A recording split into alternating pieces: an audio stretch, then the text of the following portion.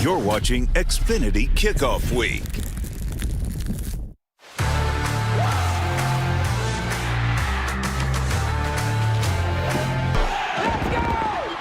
Auburn's going to win the football game!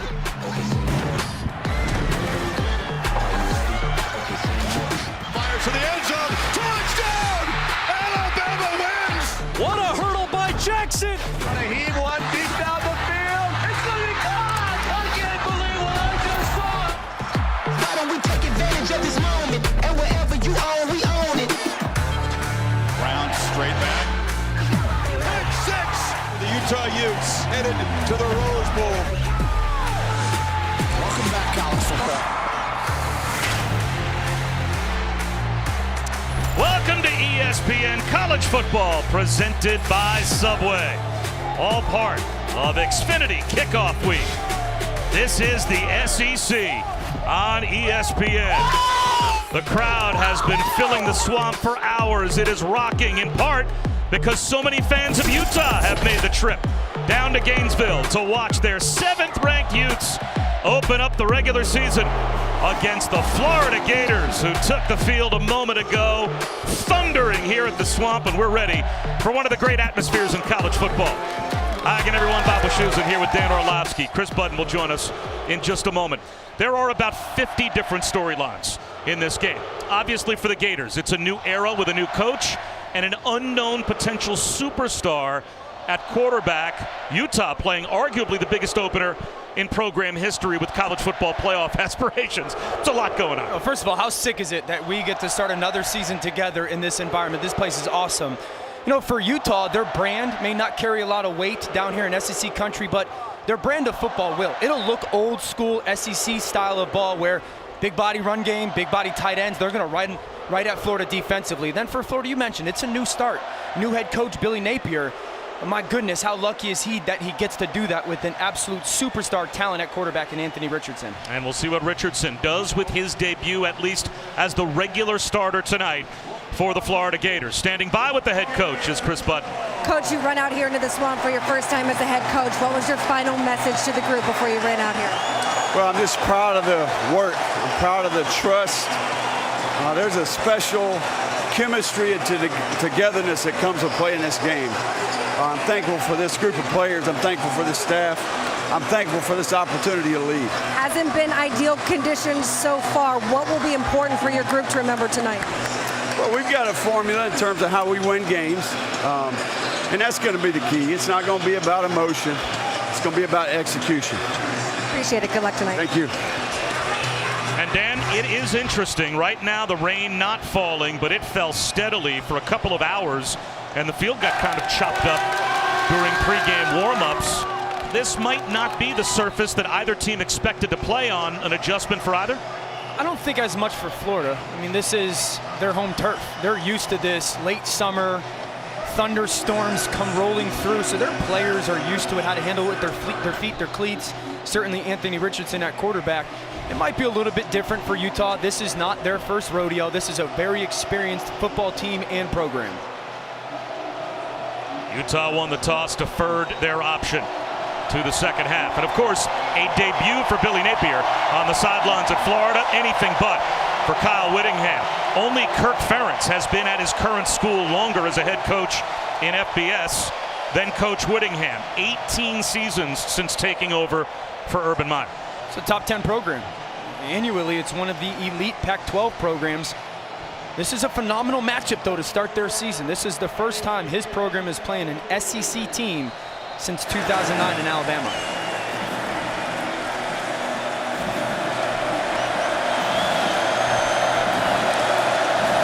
What an atmosphere. And the Gators will start with the football. And it'll be Jamarcus Weston to bring back the opening kick. And he's cut down at the 25-yard line with a flag down. During the return, holding receiving team number 18, 10-yard penalty, first down. Well, that will back the Gators up. This is a Florida team, though, obviously with a new era now.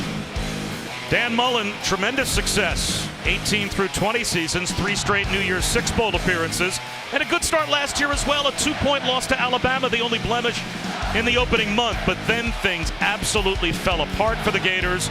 He lost his job. Enter Billy Napier, making his debut tonight. And last year was about self-destruction. You know, the most hated word in sports is patience.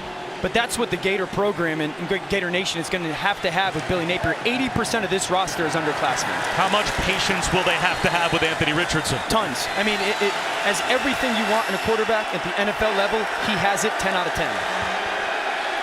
6'4", 232 pounds, lines up with Naquan Wright, a couple of yards deep behind him. Gators at their own 9-yard line after the penalty, so they've got the long field to go, but that's a good start. Right up the middle for 8. Tripped up by Cole Bishop.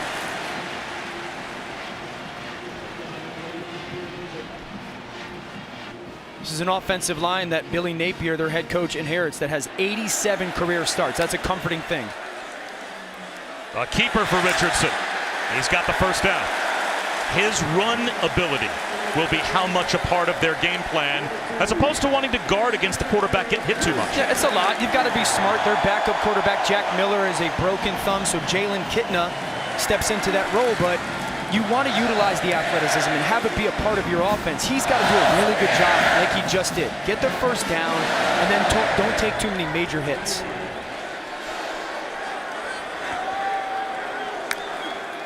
Straight back to throw, a 4-man rush, well protected. Fires one over the middle.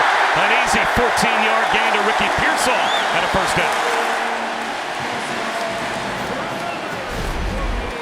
Really good job by Richardson. Watch the left side of your screen come through. There's Pearsall, the transfer from Arizona State, sits down in the window. And they waste no time. Richardson with a cutback. Tripped up in Utah territory. To Travis Broughton. Might have been all that stood between Richardson and the end zone. So look at this right now. This is tempo. This is changing formation.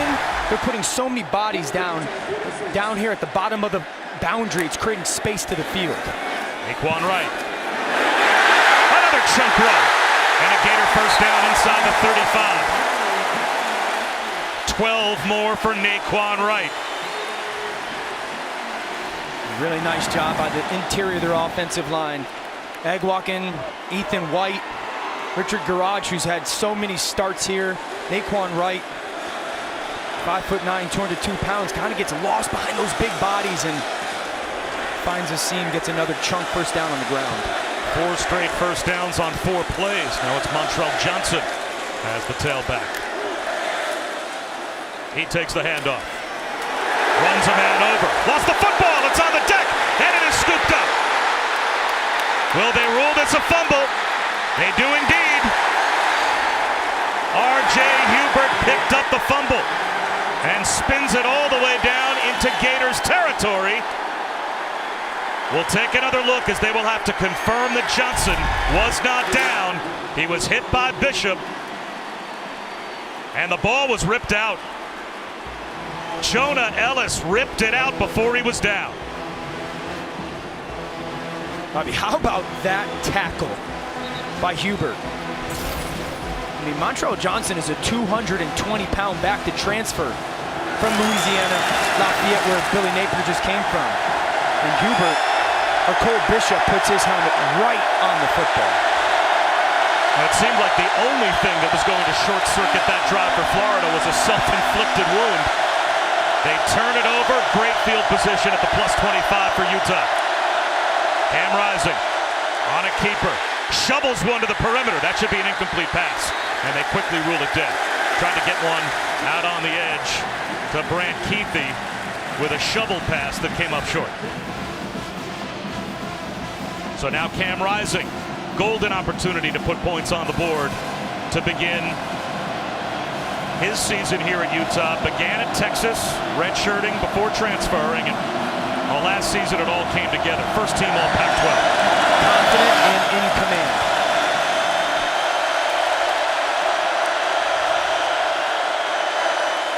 Throws one behind Devon Vele, but he's able to adjust, make the catch, pick up the first down, a gain of 13. Yeah, what a great catch by Vele. Just on the right side of your screen, inside release. Look at the hands behind him. It's a beautiful job of creating separation from the defender. Ball behind him a little bit. He trusts his hands to reach back. Good, strong hands by the sophomore out of California.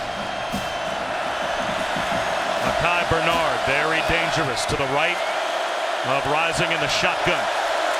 1st and 10 at the 13. Wide receiver screen, caught by Enos.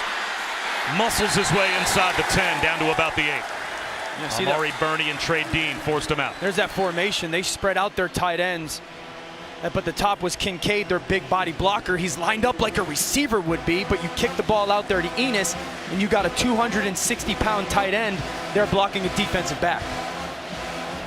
And now they've brought big Tavion Thomas, 238 pounds, back in the game to the left of Rising in the gun.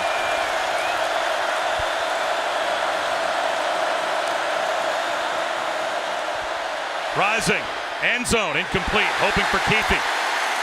Or check that for Dalton Kincaid. He got sandwiched and ended up losing his footing, and now a big 3rd down.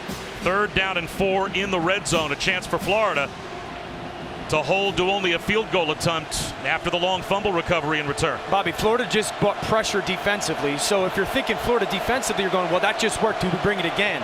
So Cam Rising right now have an answer versus the blitz one-on-one. And if they play coverage, you can still dump the ball down underneath and get a 1st down. Rising out of the pocket, dumps one off. It is caught at the goal line, reaching it out is Keithy. He's got the touchdown.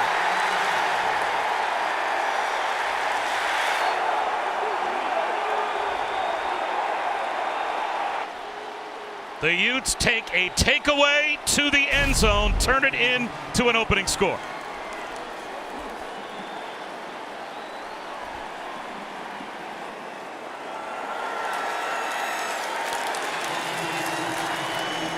Great job climbing the pocket by Cam Rising. Eyes downfield to the right, dumps the ball off to Keithy.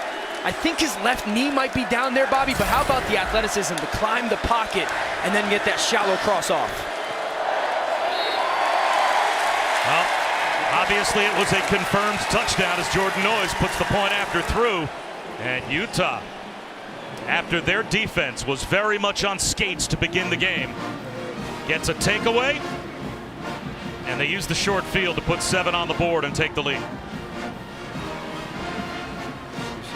It's a good job. You're calling a man-beating concept. These receivers are all going to go down this way, okay? Now Keithy's on the backside on the shallow cross. Now freeze it right there. See this collision that happens with all these bodies? Keithy's going to run all the way through it. Rising climbs the pocket. You get that collision at 1 yard from the line of scrimmage to make it legal. He fights through contact. And just a little patience by Rising gives him that time to cross it. It's also recognizing down and distance. 3rd down and 4. You didn't need to put the ball in the end zone there. If he gets tackled short of the goal line, it's fine. You picked up the necessary yardage for 1st and goal. It just seemed like a smart play call in that situation. Absolutely, and it's a part of it is you trust your quarterback, and part of it is you trust your backside tight end. Hey, this is the perfect play call in man. If they don't play man, you got to do everything you can to get back through to the other side, and Cam, just be patient. He does an awesome job of climbing the pocket and just an easy dump off. Line drive kick from Noyes. Taken by Xavier Henderson, returnable once again. And he runs into a gang tackle short of the 20-yard line, brought down at the Gators' own 18. Later tonight, over on the SEC Network, another season for SEC Football Final. Dari Nowkhah and company will take you through the biggest stories of the day and break down all the games at 10:30 Eastern, 9:30 Central.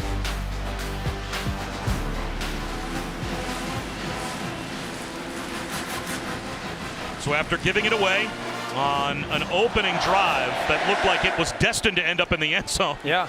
They had, before the giveaway, 4 straight plays resulting in 4 straight 1st downs. Florida back to work with Anthony Richardson. Now Trevor Etienne gets his first handoff. And the freshman down the sideline. Etienne, explosive. Close to midfield, brought down at the Florida 44. A gain of 27.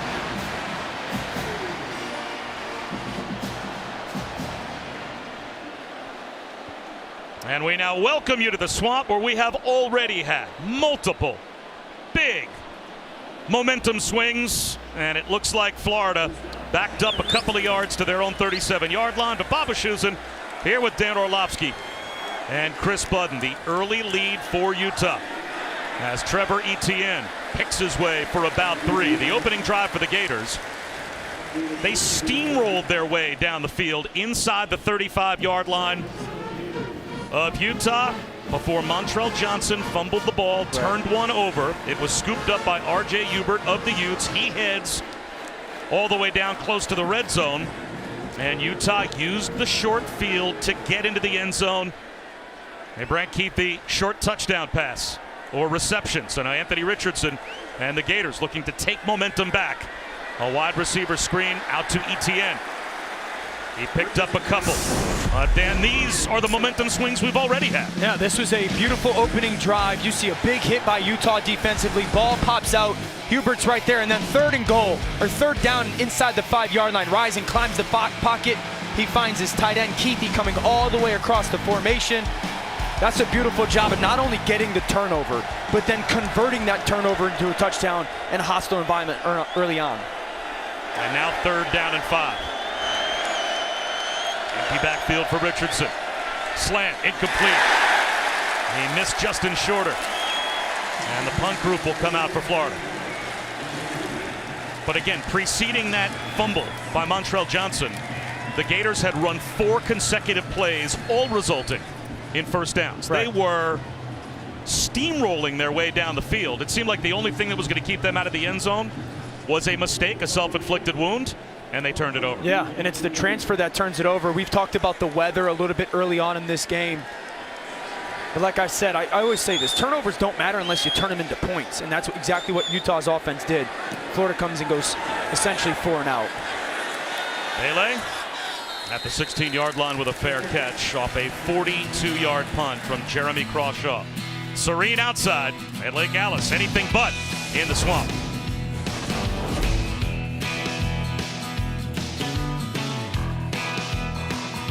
Welcome back to ESPN College Football presented by Subway.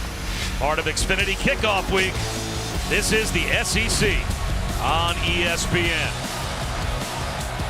Although a chance for a statement win for a Pac-12 team with college football playoff aspirations.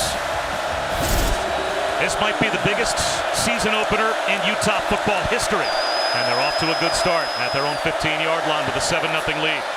Makai Bernard breaks a tackle and fights his way for about a yard. Brenton Cox made the stop. Cam Rising, last season, Dan, first team all Pac-12, burst onto the scene, had a terrific year, and obviously after the red shirt at Texas brings him to Utah. He's got a team that he might end up in the college football playoff quarterbacking. Yeah, he's head of the table, Bob. I mean, this guy is the Roman Reigns of this program. Command, leadership, confident. They call him the alpha dog. Tavion Thomas grinds out about 3. Let's take a look at our Chick-fil-A impact players.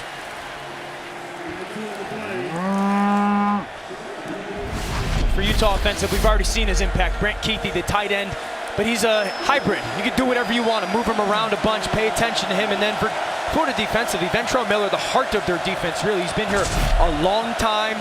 They're going to see a heavy dose of this big body run game. He's going to have a big game stopping some big backs. Kuithe widest to the far side left. Dalton Kincaid, the other tight end in the slot left on 3rd down and 7. Florida rushes 4. Rising, dumps one over the middle, but threw it behind Kuithe. And it will be a 3 and out for Utah. And a chance for Florida to maybe get good field position. I actually thought Cam Rising leaves the pocket there a little too early. I mean, that is really good protection by Utah's offensive line. They pick up pressure. It's a zone. The opportunity to find some windows back there, but credit Florida. Settles down defensively, gets off the field. The Michigan State transfer, Jack Bomeister, is back to punt to Xavier Henderson. Rugby style kick, fair catch, hauled in by Henderson, but good field position for the Gators at their own 38-yard line. Here we go. You like that? Love it.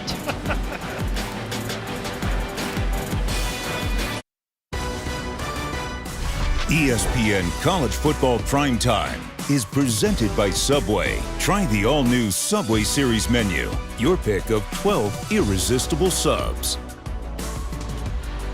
Not too bad if you're Billy Napier. You take over for Florida. Yeah. And about 3 months after spring practice and whatnot, you move into an $85 million brand new training facility for your football team that also houses all of the other sports programs in part as well here at Florida. The offensive coordinator and Dabo Sweeney, part of a couple of stints at Alabama as well, but the two-time Sun Belt Coach of the Year at Louisiana, and now getting a dream job here in Gainesville. Anthony Richardson on first down. Tucks it under. Extends the play. Breaking a couple of tackles. Fires up the sideline. Incomplete. Tried to squeeze one into Ricky Pearsall. Broken up by Travis Broughton. Richardson's trying to find a crosser to Pearsall. Tries to move in the pocket. Great retrace by Utah defensively. And it's a waste throwaway. Really good job in coverage by Utah defensively, taking care of the different levels of the pass game.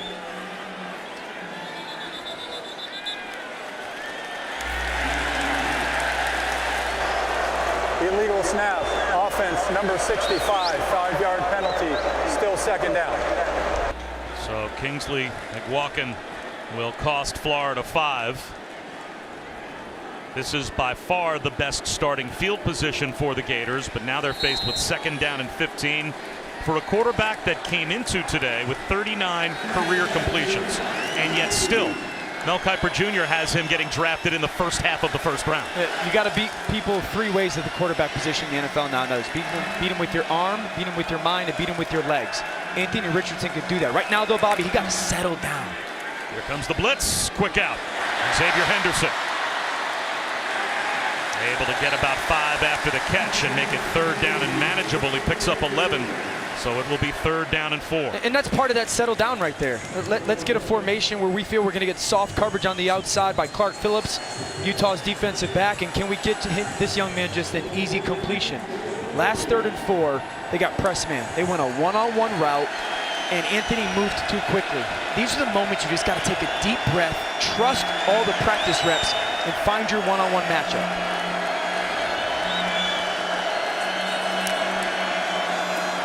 Four-man rush. Under some pressure, uses the stiff arm, breaks a tackle, and there he goes. Started his slide, though, right at the first down line to gain. He broke the tackle of Van Fillinger, who missed a chance for a sack. But even with the slide, they gave him the benefit of the doubt and a Florida first down. Right side of the screen goes. Shallow cross is coming wide open, and he just doesn't see him. Now he's talented and athletic enough to go get that first down. But those are the moments where you want to see that development and growth from him. You got the perfect play call. It's an easy 5-yard throw. Do the easy play.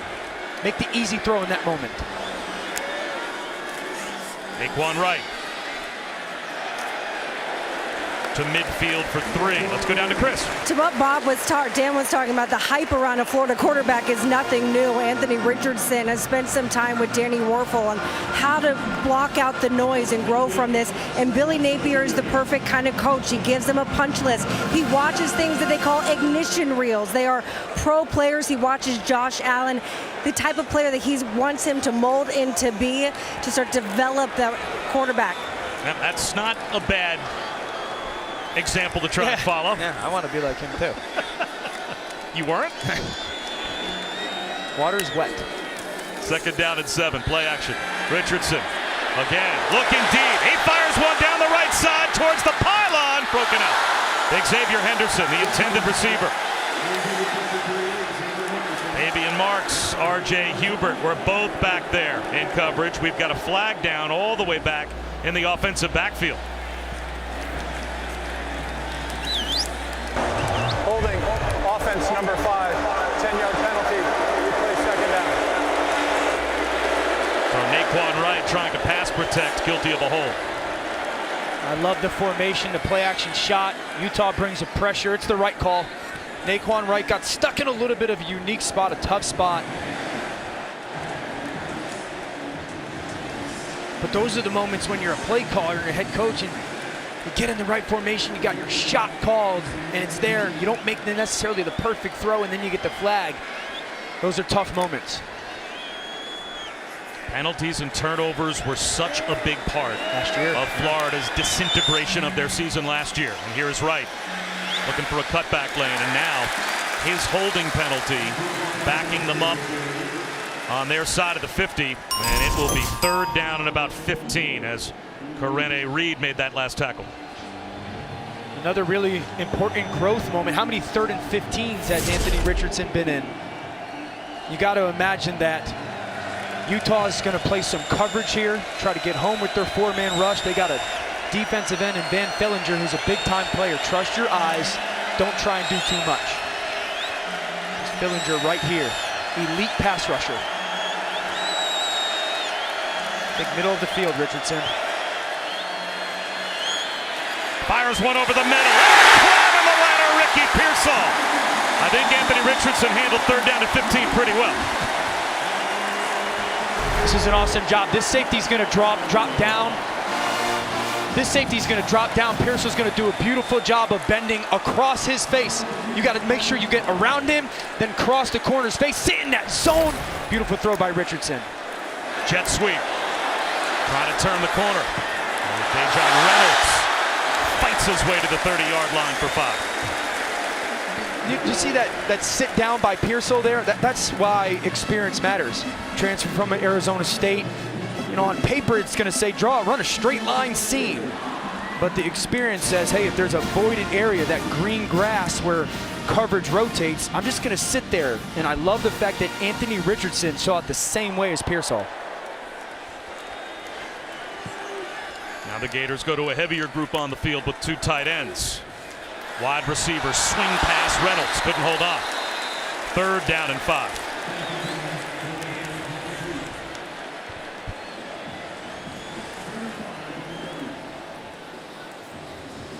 I think my man number 4 right there, Broughton, just had a tough moment with a little bit of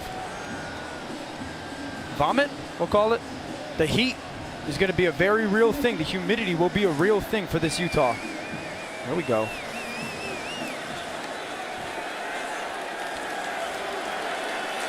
I think you can run the ball here, Bobby. And a big play here to try to keep the drive alive.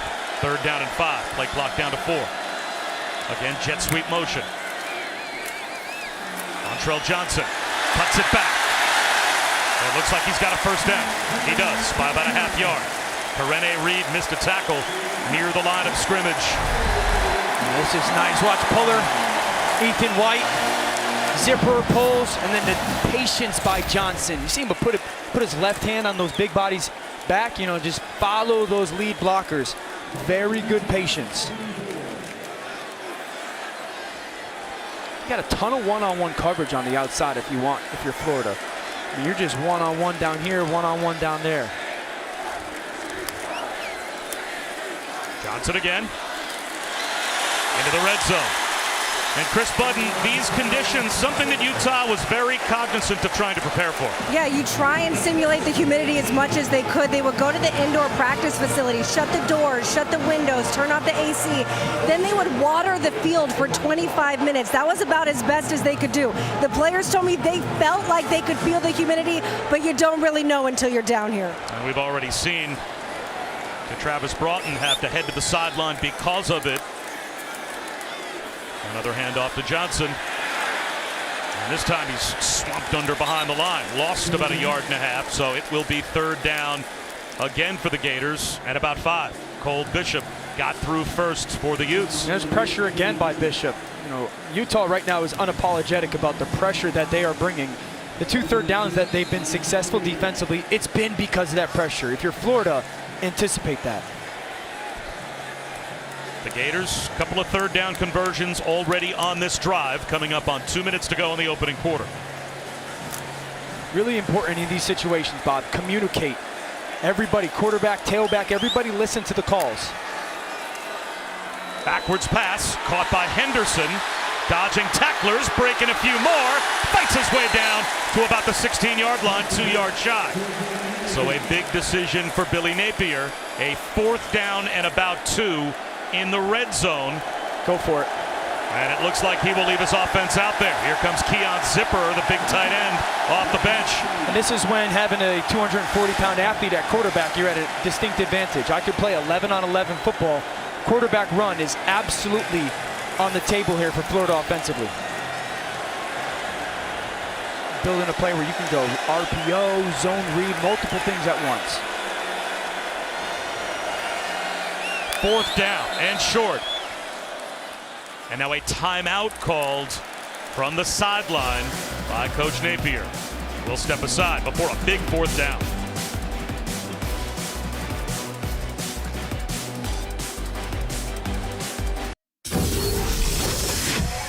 You're watching Xfinity Kickoff Week. And Dan Orlovsky, Chris Budden back at the Swamp. 4th down and 2. Late first quarter. Gators looking to get on the board. And they are in the red zone. Big decision here for Billy Napier. And on the 13th play of this upcoming drive, with a 6'4", 230-pound quarterback, Dan, you like this call going for it on 4th and short. Absolutely, because I can play 11-on-11. I also love the fact that they kept their huddle on the sideline, not to necessarily give away what their personnel grouping was going to be to Utah's defense. They've got Montrell Johnson out there as the tailback, and 2 tight ends stacked right. 4th down and 2.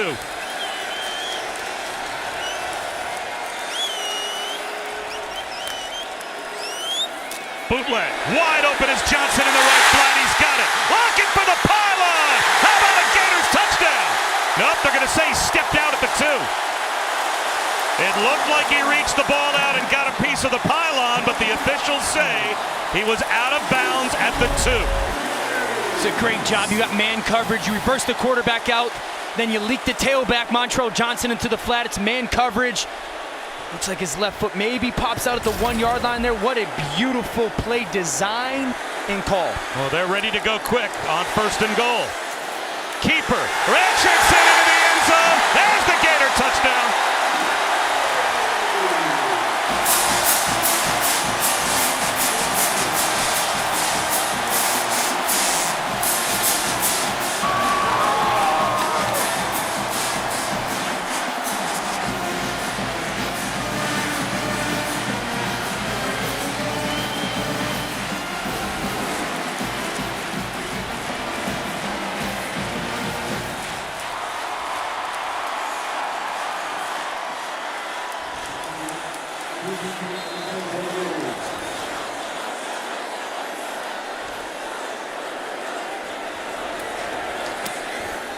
A 4th down conversion precedes Anthony Richardson's first score of the year.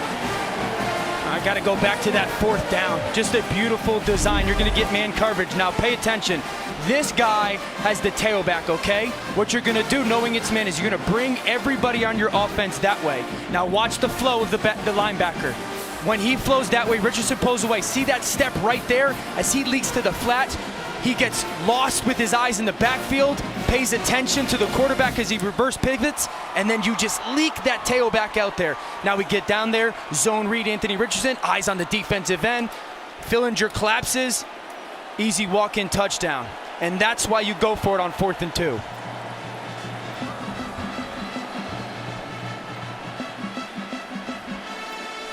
Has to be so satisfying, especially for a first-year head coach, to make that decision against the 7th-ranked team in America and have it pay off, and it ends up being a 7-7 tie. You know what was the interesting thing hearing him talk? He was talking about culture, like every person who's the head coach of a athletic program, and he said culture is something that takes a daily commitment to. Like, you've got to do all the little things every single day, and I think that comes down to that 4th and 2 decision.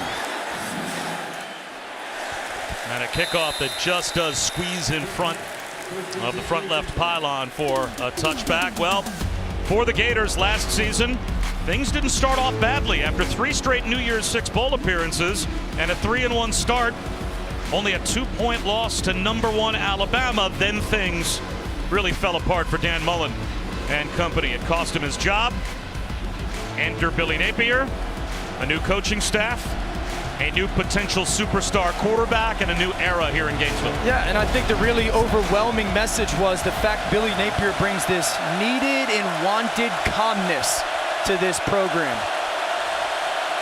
Now let's see how the Utes respond. They've only run 8 offensive plays so far. They had a short field touchdown and a 3-and-out. Wide receiver hitch. Keithy weaves his way for about 7. I love when offenses do that stuff, man. You're making it so easy, not only on a quarterback, but everybody. You're just creating space to kick a ball to your really good player. Hey, go get us 6 or 7 yards instead of having to turn around and try to jam it into a defensive front that's loaded. Tavion Thomas with a first down to end the first quarter. Tripped up by Ventrell Miller. That will take us to the end of the first. So a turnover by Florida cost them 7, but then a 14-play touchdown drive a moment ago deadlocks this game at 7 apiece after 1.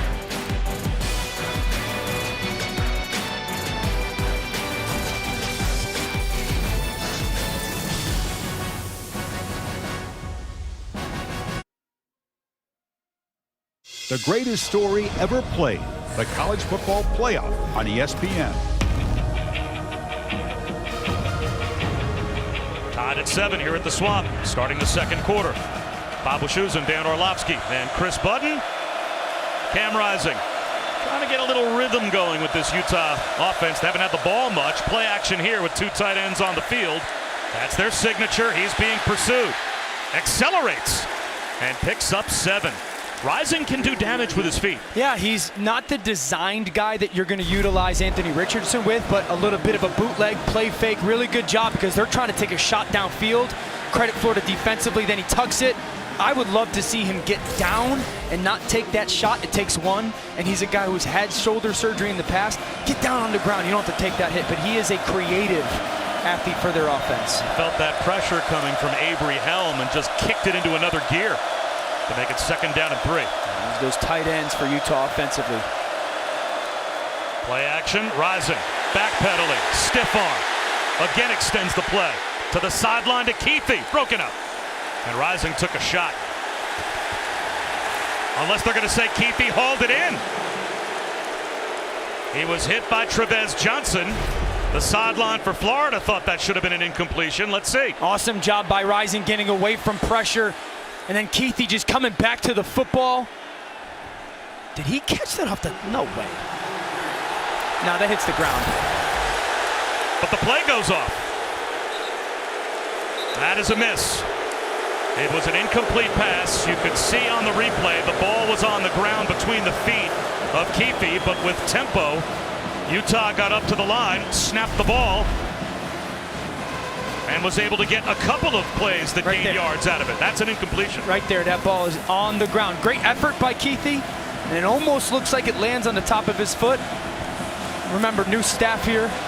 Is someone getting the communication down to whoever wants to potentially call a timeout or review that for Florida? Keithy in motion. Tavion Thomas dropped at the line of scrimmage. Amari Burney with the stop to set up 3rd down. I'm really impressed with Florida's linebackers, both Burney and Miller, kind of moving laterally to slow down this Utah run game. Quick snap on 3rd and 3. Thomas again. He's got a 1st down and more. Dives inside the Florida 30-yard line. He's got 8. Really good job with the formation. Look at, there's so much space over here to that bunch concept. Thomas follows it. Bad numbers for Florida defensively. Again, it's Tavion Thomas. This time pulled down by Brenton Cox. Picked up about a yard, maybe a yard and a half. See how hard it is with this Utah offense? The amount of ways they can change their tempo. They can go really fast. They can go with a relatively quicker tempo. They can almost slow it down old school like we see right now with them in the huddle. That stresses a defense so much with their communication and when the ball is going to actually be snapped. And now 3 tight ends out for 2nd down and 8. And bunch set right, so tough to diagnose. Hand off to Mekhi Bernard. Oh, that was diagnosed. He was drilled by Ventrell Miller. Ventrell Miller played only 2 games last season because of injury, led Florida in tackles 2 years ago, and makes an impact there. There's that patience. You know, the patience to let the play develop, the blocks unfold in front of you, and then the ability to burst through that hole by 51. 3rd down and 9. So, Bobby, here we go. Communication, right? You got to be really good with your ownership of the huddle if you're Cam Rising, making sure that you're giving yourself enough time to get to the line of scrimmage, see what's going on, and get everybody on the same page.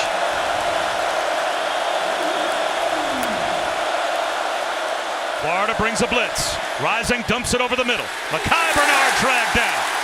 Another tackle for Ventrell Miller. It'll be 4th down. And that will bring Jordan Noyes out to a try. A field goal of close to 45 yards. Let's see where they spot it. It'll be about 43.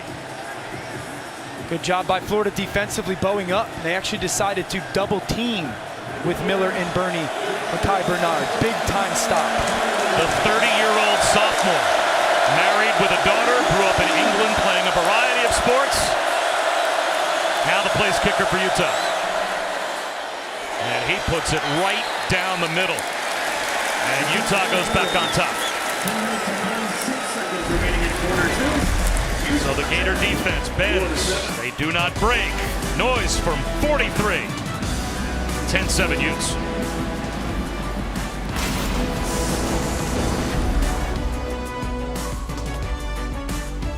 Utes take a 10-7 lead. And in this kind of an atmosphere, it must be really nice to have the 2nd longest tenured head coach in FBS patrolling the sideline to keep his team focused, to keep the emotions under control, because this is a tough place to play. Yeah, and also a coach that's kind of experienced something like this where you're playing a pretty big-time program with a new head coach. I think 6 or 7 years ago that happened with Utah and Michigan. So he is very much so been there, done that in this type of environment. Anderson from the 2, flags down. And he is out to the 22. Penalty marker thrown out near midfield. And Utah clapping. They believe this is a Gators penalty.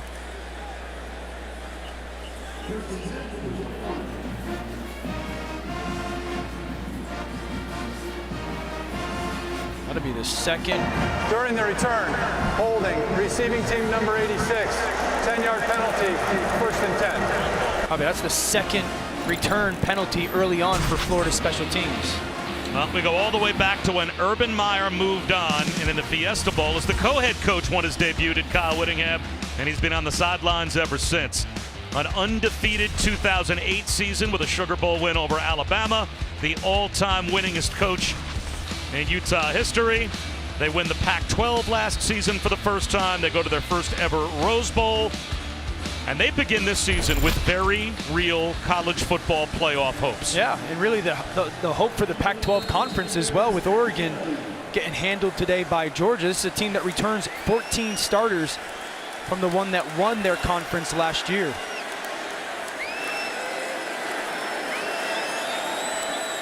Florida backed up after the penalty. Quan Wright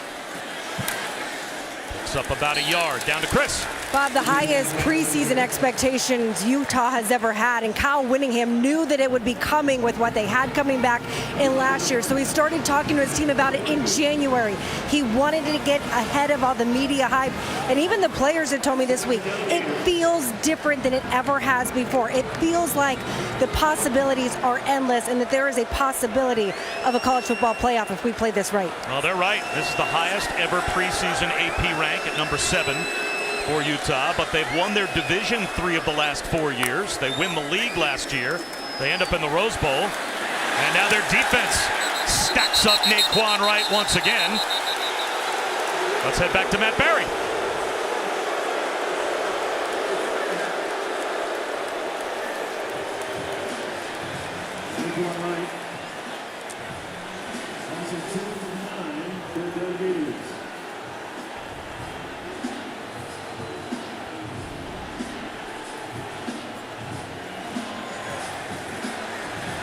Boy, no matter where your clicker takes you right now, you're watching something good. Yeah. Because there's good football on everywhere, and certainly this game off to a great start. 3rd down and 12 for Anthony Richardson. Under 9 minutes to go before halftime.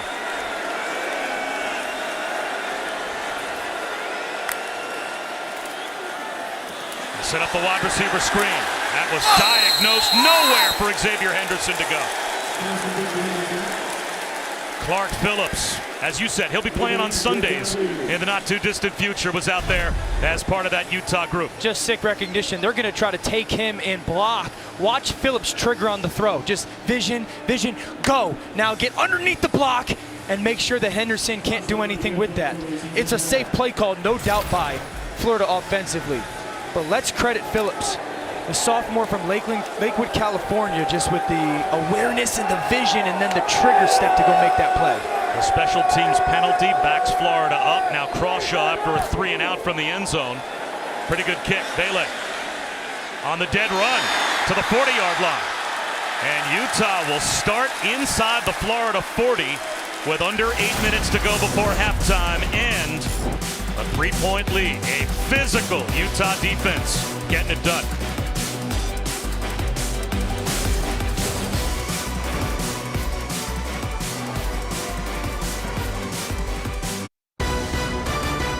ESPN College Football Primetime, presented by Subway, is brought to you by Xfinity. Unbeatable internet made to do anything so you can do anything. Before Urban Meyer became a national championship head coach here in Gainesville, he, of course, was a title-winning head coach of the Mountain West at Utah. And when Urban Meyer stepped aside, Kyle Whittingham took over, and he's been the head coach ever since. And these Utes fans believe, and this team believes, that something special that's maybe never happened to them before could happen this year. And that is a chance to play down the road for a national championship. What a feather in their cap it would be, resume-wise, to start off the season if they can manage a road win here in the Swamp.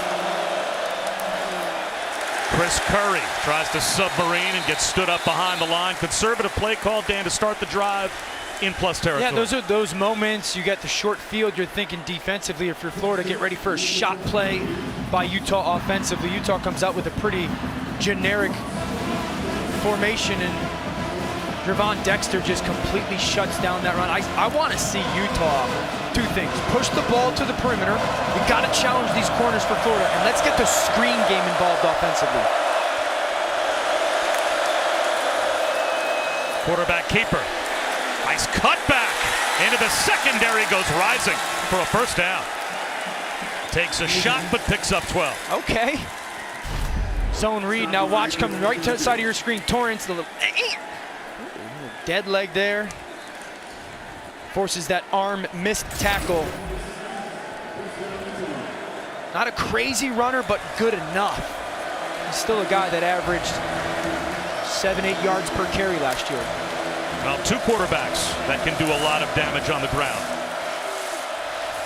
Got to take your one-on-one shots on the outside at some point. Davion Thomas backs his way for about 2. Bob, these are those moments because I can appreciate that Utah has stayed committed to running the football really on early downs, but Florida defensively, credit them, is doing a really good job.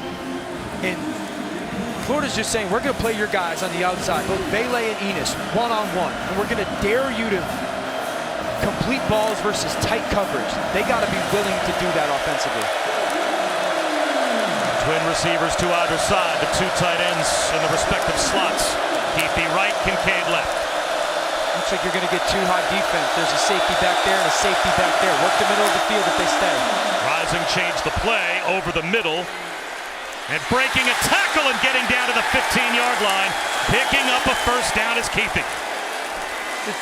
Awesome route running. Watch the patience that Keithy has at the top. You know, set him, sit, now come back to the quarterback. He really wins at the 20 and catches that ball at the 21. Driving safety down. You protect the throw right there by Keithy. That's why he's such a special part to their offense. That's why Cam Rising's sitting there going, okay, you got 2 high safeties, middle of the field. I trust my guy to make sure this ball's caught.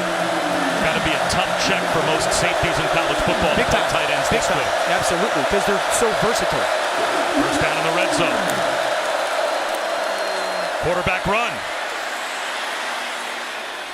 2 more yards for Rising. At the bottom of the pile was Trey Dean. They ask a lot, Utah offensively, for these tight ends, both Keithy and Kincaid. They're versatile, they're highly intelligent, they're a big deal both in their run and their pass game. They try to do as much as they can with those 2 players. Spread them out as wide receivers by themselves, put them in the slot, utilize them in bunches. They're so important to all the different formations and concepts that they try to get to. Biggest, most important part of their offense outside the quarterback. 2 tight ends both set right. Here comes a run blitz. Keithy inside the 10 down to about the 8-yard line as Rising was able to flow away from the pressure coming from the backside. Antoine Powell-Ryland made the stop. Yeah, Keithy just a little bit of a bluff block and then leak out to the flat. Rising does a nice job making sure taking that easy throw. Let's go get 5 yards. Big third down. Keithy, another catch. This time he stood up by Rashad Torrance. 4th down and 2 inside the 10-yard line for Utah. We saw Florida earlier leave their offense out there. Billy Napier went for it. That resulted in a touchdown. What would you do here? I would call a play, and I would get into a big-bodied formation, Bob, and I'd get to the line of scrimmage. And if we love the look, let's leave our play on and move our quarterback. If we don't, I'm going to use a timeout and make sure that we're in the really perfect situation for us. Allow your quarterback to be an athlete with the ball in his hands. Look at all these condensed, right? This is when you're thinking these bodies are crossing across the middle of the field. They're going to go for it. Rising floats one. Incomplete. He threw it down at the feet of Vele. He had Devon Vele open. Prior to the snap, Utah calls its first timeout. Utah got a timeout called from the sideline before the snap. No one on the field heard the whistle, but it was granted by the official standing next to Kyle Whittingham.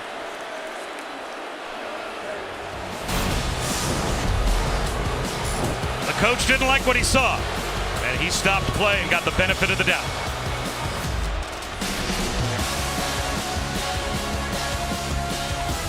The Live My Students section of the year contest has returned.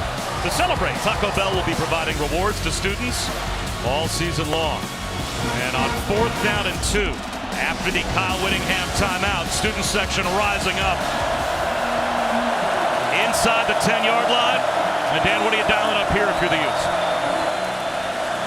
Man, I love the fact that they've got their 2 tight ends and smash mouth football on the field. I want my quarterback on the move. There you go. There's a motion shift, forced communication by the D. Is this just a hard count? Are they trying to get Florida to jump? There's the flag. Delay of game offense, 5-yard penalty, still 4th down. So they never intended, it seemed, to snap the football there. They'll back up 5 and now send the field goal group in. And that's probably one of those moments during the timeout, they as a coaching staff talk through it and say, what do we really want to do here? We're on the road. Right now we are up 3. Do we want to go try to see if we can draw them off sides? And if it doesn't happen, we don't have to snap the ball. It's 5 yards down on the 10-yard line. Field goal still is a relatively short attempt. Noyes is already 1 for 1. This one from 31. And now it's a 6-point lead for Utah. So they take the 3 on the road as we close in on halftime.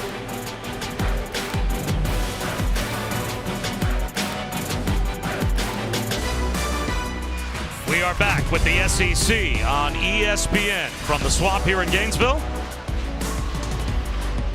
And each of the next 2 nights, we'll have the only college football games on the schedule. Tomorrow night, 7:30 Eastern on ABC. Brian Kelly, his debut with LSU as they take on Florida State in the inaugural All-State Louisiana kickoff. Then Monday night, Dabo Swinney and number 4 Clemson meets Georgia Tech in the Chick-fil-A kickoff in Atlanta at 8 on ESPN and on the ESPN app.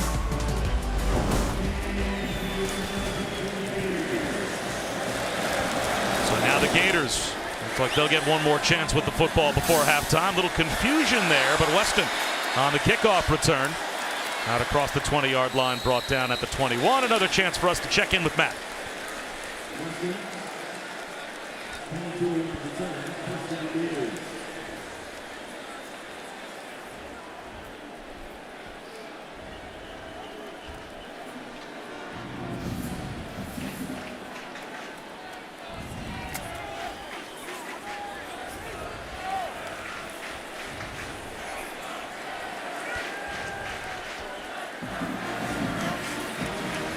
The feeling's mutual. I can see it on Dan's face. Huge fan of Matt Barry and missed time with him.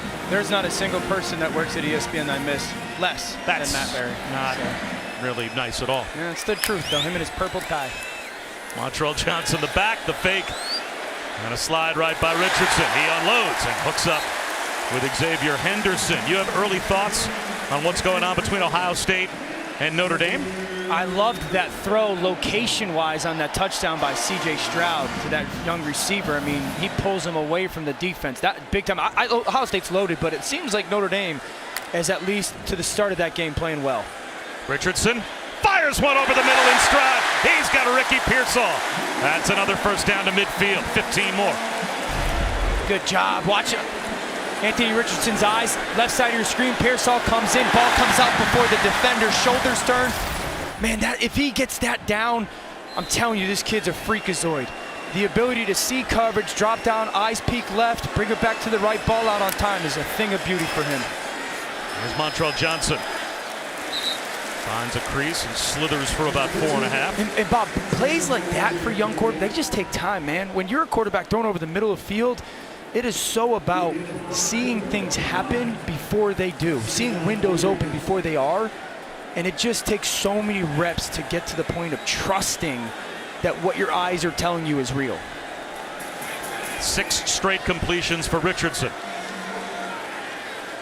And when he leans into that fastball, it is a legit fastball. He can spin it. Play action here. Steps up in the pocket, looking downfield. Now he'll take off and run. The whole left side of the field, wide open for Richardson. Touchdown!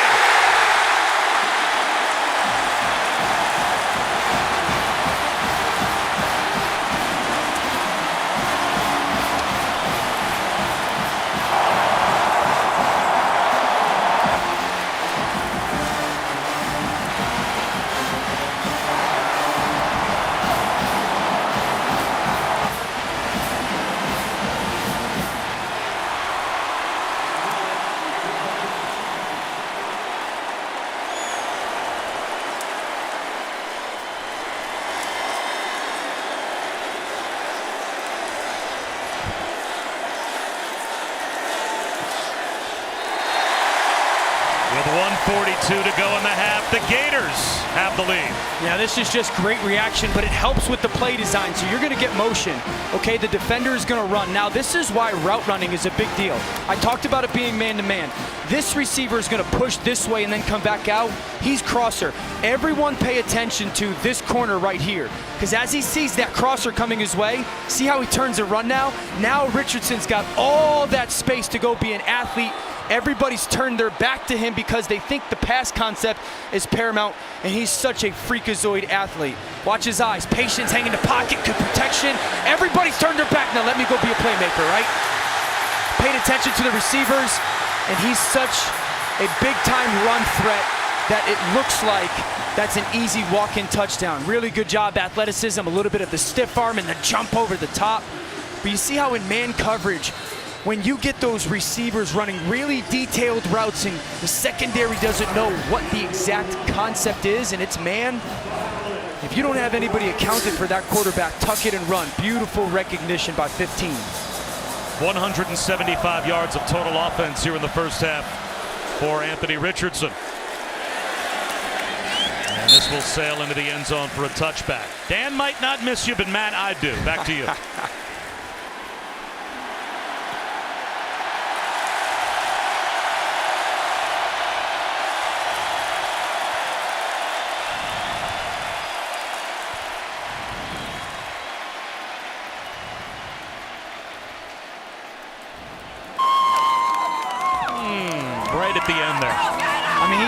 is a better quarterback than me. He did it at this place.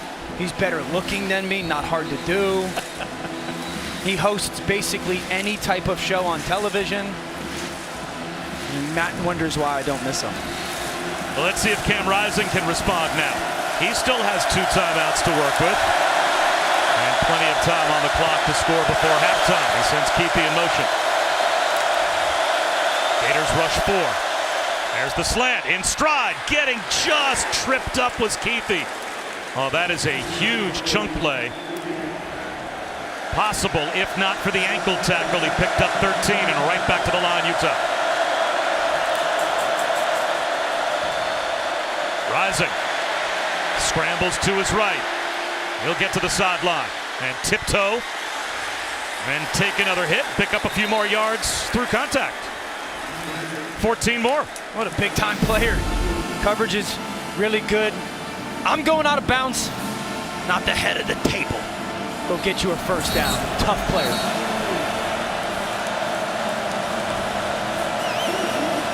Utah's got plenty of time. Minute left, 2 timeouts. Really see your safety rotation if you're Cam Rising.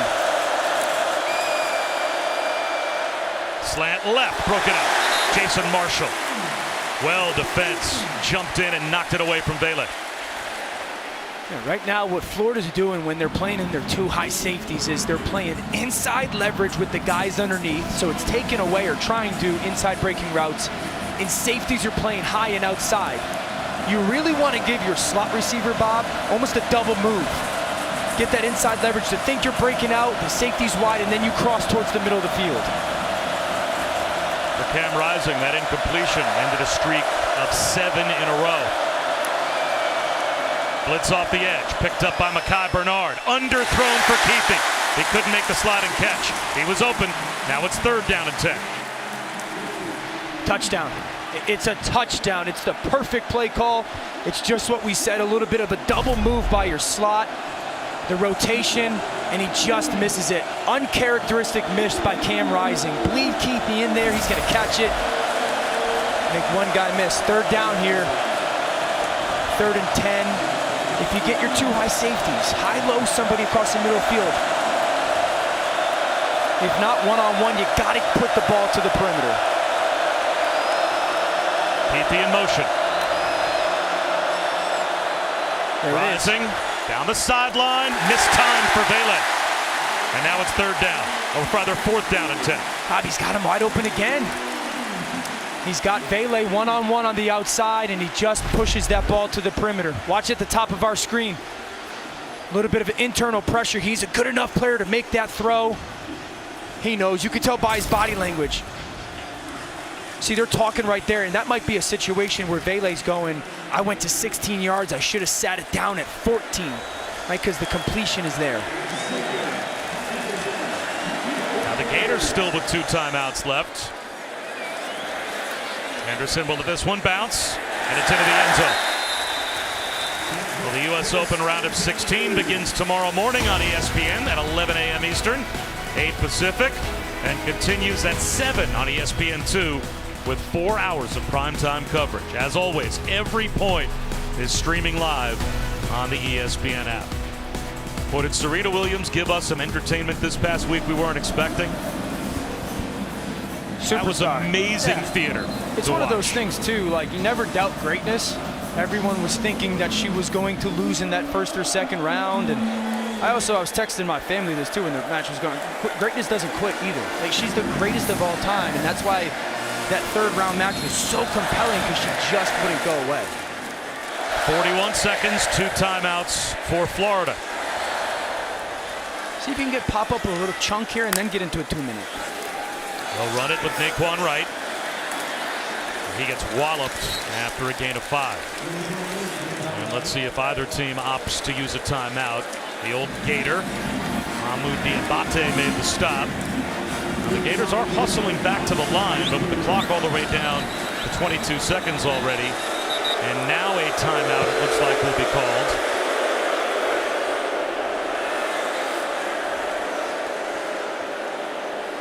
We got an injured player. That's Diabate, who went down.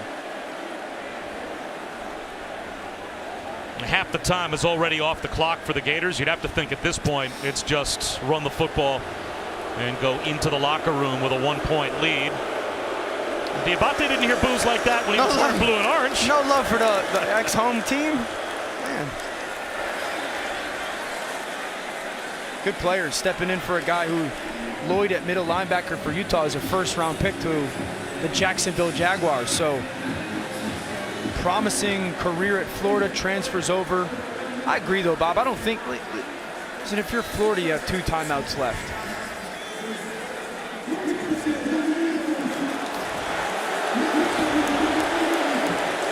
So they actually took 10 extra seconds off the clock. Because of the injury? And a timeout, I'm not sure had been called. Let's see. Billy Napier doesn't seem too upset about it, though. I think he was pretty content to going into the half. You could tell by kind of that basic run on first down play call. Yeah, that first play call told you what the strategy was going to be. So now just go to, you think, victory formation here to end the first half. Take a knee and take a 1-point lead to the locker room. They didn't have to do that. They wound the clock. And it will be a 1-point lead for the Gators at the break. A good first half, plenty of drama we're expecting in the second half. The halftime report now with Matt Barry and the guys in the studio. Matt? Welcome back to Xfinity Kickoff Week. Welcome back to ESPN College Football presented by Subway. As part of Xfinity Kickoff Week, this is the SEC on ESPN.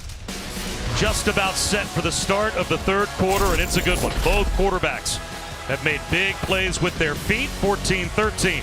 The Gators have the lead over Utah. To that point, let's take a look at tonight's fighting spirit moment, Dan, brought to you by Modelo. Both quarterbacks have played pretty good in this first half. Early on, Cam Rising gets a turnover, and then his experience of climbing the pocket, finding Keithy, his reliable tight end, early touchdown, and then Anthony Richardson sees man coverage. The defense turns their back to him, and you see the special talent at 240 pounds and likely 4.40 ability to go and make a big play for their Gators offense.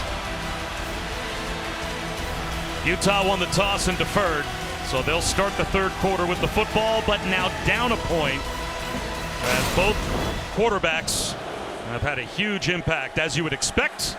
Bernard from the 10. Nice cutback. And he's out to about the 27-yard line. Bob Wischusen here with Dan Orlovsky and Chris Budden. All right, your most important keys for both sides for the second half. Well, candidly, outside of the turnover, Florida's dominated the football game, specifically up front. So Utah offensively has got to do 2 things. They got to run the ball better.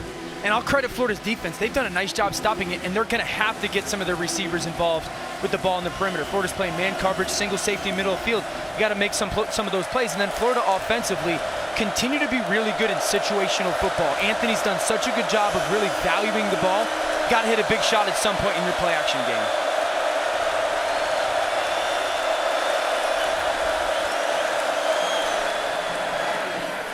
Strong run right up the middle. That looks more like Utah football as Tavion Thomas picks up about 7, as a moment ago Chris Budden caught up with Billy Napier. Coach, you lead the number 7 team in the country by 1.5. What was your message to your group in the locker room? Well, we talk about playing with legendary finish. It's time to go do that. You know, I think this group's got some fight. We haven't always executed the way we'd like to, but I think we've made some good adjustments here. I'm excited to watch him play in the second half. Offensively, what have you liked about the way that Anthony Richardson's managed the offense? Well, I mean, outside of the turnover and the 3 out, we've moved it pretty well. You know, I mean, he's doing a good job of taking what they're giving him, making some plays with his feet. But he's seeing it well, right? That's the good thing. He's processing it well. He knows what they're doing, and he's got a good understanding of what we're doing. Appreciate it, Coach. Thank you. Thank you. Well, speaking of making plays with his feet, Tavion Thomas has done just that. Back-to-back runs. That last one for 22, and that looks more like the Utah ground game we're used to seeing. Put a 6th offensive lineman into the game. They pull the backside tight end. Thomas slips right underneath edge pressure and creates a big chunk in the Utah run game. There he goes again. Tavion Thomas picks up about 8. Let's go down to Chris. Yeah, this was the frustration from Kyle Whittingham. I talked to him heading into the halftime of just they had to get the rushing game going. Thought that everything else was managed well, the atmosphere dealing with the heat, but they had to figure out a way to get the ground game going. It's a little bit of, I talked about it, there's 6 offensive linemen that first run, and there's that bunch concept. I think that Florida defensively has moved really well laterally and created movement. Utah's got to get a little bit more running straight at you and try to crease some of that movement. Now it's Chris Curry's turn. He's into that second level with a first down. He picks up about 7 more. You see that though? I mean, 3 runs really that are getting run in between the 2 guards. You know, when you're getting a defensive line that moves like Florida's did in the first half, when I say move, I'm saying ball gets snapped and a guy that's over the guard slants to be over the center. Well, moving targets then for the offensive line. Let's go run right at you. Zone blocks or shoulder to shoulder and tailback, pick a crease with your eyes, trust your vision, and run right through those movement of those defensive players. Tight end to either side. Curry again, the lone setback, takes the handoff once again. 3 more yards, maybe 4 before he's finally stopped. It'll be 2nd down and 6.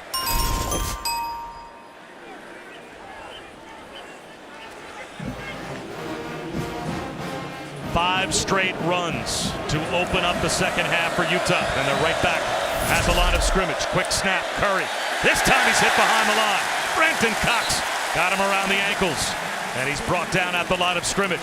No gain. 3rd down and 6. Great job knifing by Cox. Gets inside of Kincaid's block, right side of your screen, gets skinny. And the ability to bring Curry down. There's that movement that I talked about. Start over the outside of the tight end, get inside. 3rd down, Florida defensively versus this Utah offense has been really about man pressure. This is when you try to get those bunches, condensed splits if you're Utah, and try to get guys running from sideline to sideline away from that man coverage. Both tight ends shift left. The Utes are 2 for 6 on 3rd down. Rising down the sideline. Wheel route works to perfection. Mekhi Bernard. 1st and goal for the Utes at the 8-yard line. It's a pick play. You get your 2 tight ends left side of your formation. They bring coverage down. You release Bernard, free out of the backfield. Linebacker gets picked. Easy completion. Quick snap. Thomas inside the 5. Grinding his way. An extra push at the goal line. Is he in? They'll mark him down, it looks like, at the half-yard line. 2nd down and goal. Now they've played very quickly. It looks like they want to go quick again. They're right back at the line. Tavion Thomas. Extra effort. Flag down. And he is down as well, short of the goal line. Florida get a guy off the field in time. I think they had 12 on the field at least. Illegal substitution, defense, 12 players on the field. Half the distance to the goal, replay 2nd down. Well, half the distance, going to move the ball about 3 inches. As they are almost with the nose of the football touching the goal line from where they're at right now. So, again, 2nd down and goal from less than a foot away. And this ball should get run right between your right guard and center. Shoulder, shoulder, get your 240-pound back downhill. Tavion Thomas slipped, stumbled at the 3-yard line.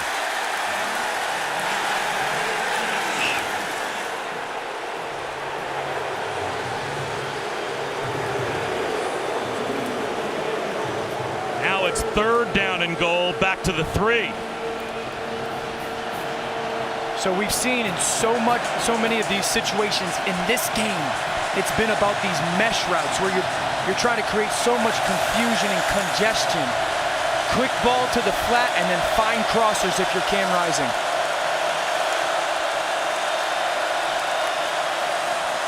Rising on a keeper at the goal line. Utah thinks he's in. The officials say no. 4th down and goal, back inside the 1. Antoine Powell-Ryland was the first to hit Cam Rising. I think you go for this if you're Utah. You've come out this second half with great urgency, an awesome drive. And they will bring Tavion Thomas back in. Now that does allow Florida to substitute. Bob, you know what? I mean, you're so close. Put your quarterback under the center. Quarterback sneak. All he's got to do is break the plane. Reach it over across the goal line. 4th down and goal. Tavion Thomas dives for the chalk. Is he in? No signal yet. Florida thinks they've got to stop. The officials, it looks like we'll mark him short. A goal line stand for the Gators inside the 1-yard line. First down.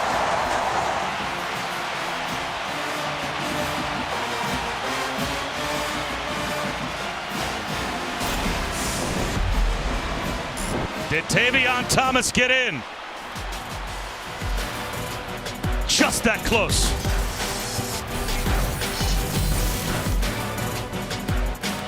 Ruling on the field. Stands is called. First down, Florida. And it's the right call based on what we have seen. Tavion Thomas was hit right at the goal line by Ventrell Miller. And what you will see that we did not see at first is the ball popped loose. The officials did a good job, Dan. They held their water and made sure they didn't assume when they saw Tavion Thomas go over the goal line that he had the football, because he didn't. There's that hit right there, right? And there's the ball rolling across his back. What a tackle by Miller. I mean, that like left shoulder right on the ball. Ball pops out. And I think it's one of those things. You don't, no clear evidence that it ever crossed the goal line in his possession. This will be a false start on the Gators. Offense number 70. Half the distance to the goal. First down. It doesn't move the ball much, about a half yard. So now it is 1st down and 10 plus from just inside the 1-yard line. How about the trust being shown in a sophomore quarterback and a true freshman running back in Trevor Etienne? As you've got that offensive line certainly with some experience, but that's not a lot of experience in the offensive backfield, lining up in the end zone. Play action. Richardson with room to run. Instead unloads and finds an easy pitch and catch to Justin Shorter for a 1st down. I'm just fascinated by all the shifting and movement. Ball fake, claps down, and I love this. Richardson, quick decision, ball right on the chest of Shorter, making an easy catch. How about the aggressive play call by Billy Napier, head coach, and Rob Sale, offensive coordinator? Don't just run the ball. Utilize the threat of the run to help your offense. And 15 yards to get them off the goal line. Etienne, little jump cut in the backfield, making players miss. Etienne down the sideline. Terrific run. Hey, that looks like Travis. Now, I mean, that the left, watch the dead leg there. The dead leg, right, that's Travis Etienne, the strong lower half that broke so many tackles when he was at Clemson, and now with the Jacksonville Jaguars. And Trevor showing up has said he, one of 5, and he wanted to go carve his own path. Part of the reason why he chose Florida. Well, he had Clemson on his list. Alabama, Georgia, and LSU wanted him as well. And why wouldn't you? But he chose the Gators, and making an impact in his debut. Richardson heaves one to the sideline to avoid a sack.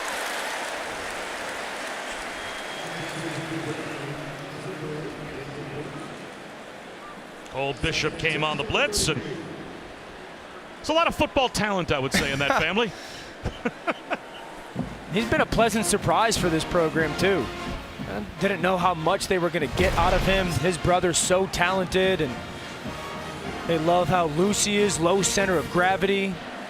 The talent shows up, and I just like the fact that his imagine, youngest of 5. You got to be tough. You didn't get anything. Had to earn everything that was given to you. High character young man. There goes Trevor in motion out of the backfield. Empty backfield for Richardson. He looks right instead. Fires another bullet.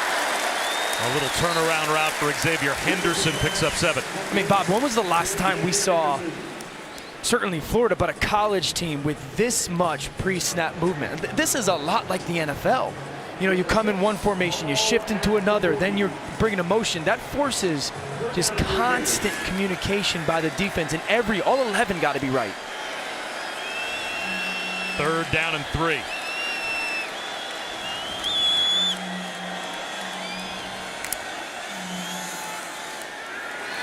Play action bootleg again for Richardson. Again, he's got a third down hookup. And again, it's Justin Shorter to midfield for 10 more. There's that ball fake again. That motion, that formation, that shift. You go ball fake, you move Anthony Richardson to his right where he's comfortable throwing the ball. And they get a nice, easy catch for Shorter in the big body. There's Purcell in the backfield, motioning out now as a wide receiver. Easy throw to the perimeter here. Richardson, incomplete. He threw that one low and behind his intended receiver. That was Dante Sanders. Well, there's a miss from Richardson, but you talk about all the pre-snap movement, all the NFL concepts you're seeing. How surprised are you that this early in Richardson's career as the regular starter with this new coaching staff, that not only do they feel comfortable putting all of this on his plate, but that he seems so comfortable with it? Now, remember Chris's report before about the studying that he does, the padded plays, he's got to draw stuff, the understanding of everything that's going on. Quarterback keeper. And he gets gang tackled after a gain of 4. It's the understanding of everything that's going on with you, all 10 guys on your offense, and then everything that's going on the defense. They make him draw the formation, the defense that they're expecting, and label exactly what he's this defensive end's rule and this front is this. This guy's backside safety coverage rule is that. And so you are getting such a advanced level understanding of not only your play call, but why your play call and what that is versus a defense. I always say this, quarterbacks know what your problem is versus the defense and know what your potential is versus the defense. And he seems like he's got a really good grasp of that. Gators are 4 for 7 on third down, but flags here as everything was off kilter. So this will become third down and long. False start, offense, 5-yard penalty, still third down. So now it's third down and 9. And we are excited to see the debut of LSU under Brian Kelly. Tomorrow night we'll see that at the Superdome in New Orleans. That's the backdrop for the only college football matchup on the schedule. Florida State, LSU, the inaugural All-State Louisiana kickoff at 7:30 Eastern, 4:30 Pacific on ABC, as well as the ESPN app. Third down and 11. So your back comes in, he was matched by a corner. Now Anthony Richardson, no matter what is going on with these guys, should be thinking zone coverage. 4-man rush. Richardson dodges a sack. Still extending the play. Now heaves one into traffic, and it's a dropped pick.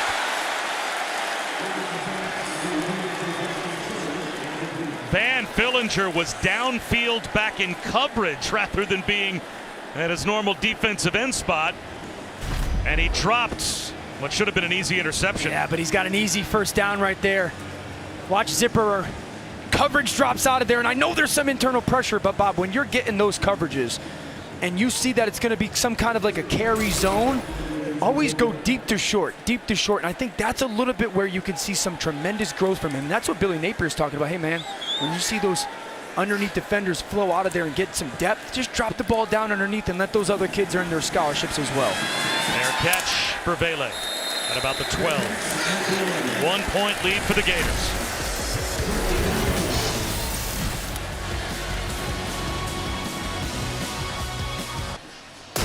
Tavion Thomas was the bell cow on the last drive for Utah. You would expect that to continue. His story's amazing. A Dayton native, went to Cincinnati, decided to transfer during COVID at Independence Community College, only played 4 games. So as a result, had no offers, ended up homeless for a period of time before he was able to hook on with Utah.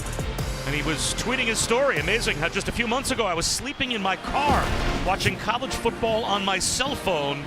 And now the blessings that he has found in Utah as a first-team All-Pac-12 star. Chris Button, it's an amazing story. And he is about as passionate of a player as you will find after that last possession. He knew that the ball came out. He thought he had crossed the goal line, was visibly frustrated, went up to his offense and said, I will give you everything. I will give you my life. I promise. Let's just go out there. Well, he's the lone setback with 3 tight ends on first down from the 11-yard line. Thomas for 2 yards. Desmond Watson, all 415 pounds of him. Big number 21 in the middle of that last collision. Talking to the coaches for Utah, offensive coordinator Andy Ludwig, I think the thing that he was most impressed with Tavion was how much he's grown up. I mean, you talk about a young man that obviously, great story by you, Bob, has been through so much, and just his willingness to not run from it and grow up through it. Rising up the seam for Keithy in stride. He's got him out to midfield. Terrific throw from Cam Rising to his favorite target for 37 on that.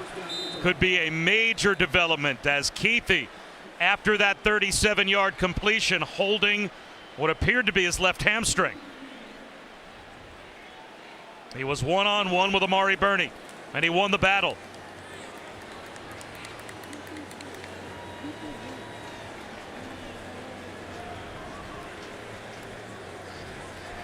This is Keithy right here. I want everyone to watch the route and what impact it has on everybody, okay? Watch the route that he goes driving down. Those safeties drive on the out and up, and then the beautiful throw by Cam Rising. But see how just he pushes up. He sells the out route. It gets both the inside defender and the outside defender to drive, and then you got to go win downfield, praying that that young man is healthy because he's a phenomenal football player. He looks okay. He will walk off the field on his own. I'd be concerned if I were the head coach if that guy went down too. And we were talking with defensive coordinator Patrick Toney of Florida yesterday. You're going to say it, huh? And he compared Keithy to Cooper Kupp just in the way that he is utilized scheme-wise for Utah. Yeah, obviously Cooper is the high end, right? Cooper's one of the best receivers in the NFL, but that route is a very Cooper Kupp type of route. The movement that he has, the subtlety and nuance of the route running, that was beautiful. Ty Bernard and Tavion Thomas on the field. There's the swing pass to Bernard. And he's close to a first down, brought down about a yard and a half shot. That'll take us under 4 minutes to go in the third quarter of a one-point game, and now Mekhi Bernard a little slow to get up as well, and that looks like it might be a cramping issue. And that's probably not surprising considering this Utah team having to come and play literally tonight in the swamp. Of course, and it is humid out, right? I mean, it's as hot as humid as you're going to get for a night game in college football. I think the more you can move your bodies in, if you're Utah, Thomas, Mekhi Bernard, Chris Curry, the different pieces that you could have, those guys that need to be explosive, give those guys a little bit more of a break. And Keithy's right back in the game, as he is the inline tight end to the top of your screen.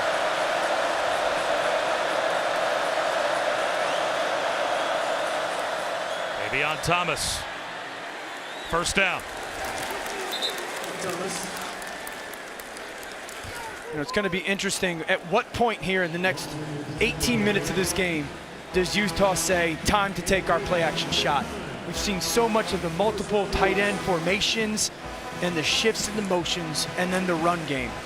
This is when you start to pay attention to that second and third level of the defense, linebackers and secondary. Who's got nosy eyes, and can we go take our play action shot downfield?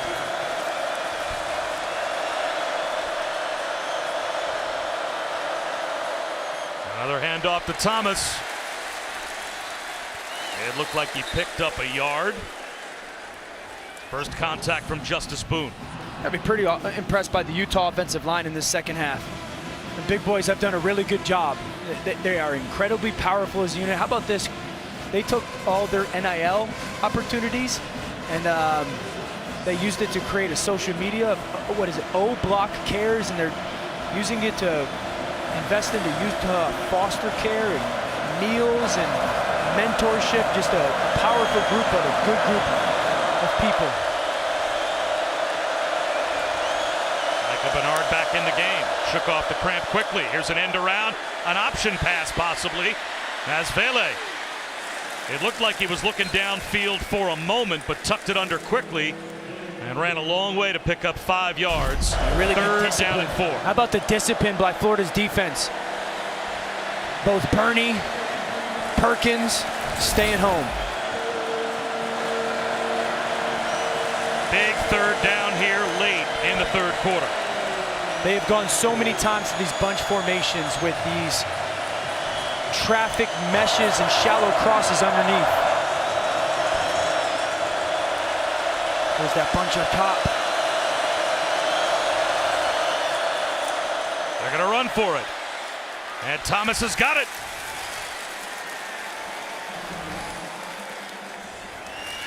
There.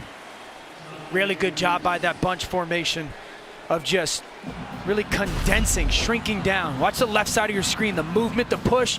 Thomas bounces it, puts the left foot in the ground and goes and finds the hole. When you get into those bunch formations and you're just trying to run what we call duo, a bunch of double teams, it's really important for those offensive linemen and tight ends to stick on each other and then the back to just read the hole. Good job by the offensive unit.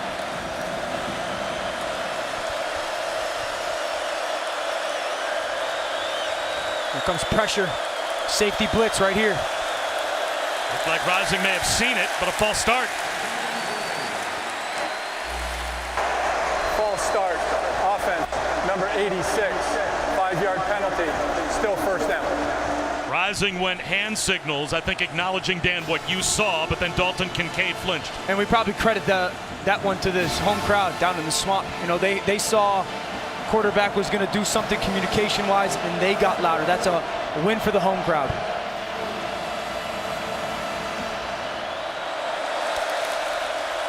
Now it's Rising in the shotgun. Bernard to his left.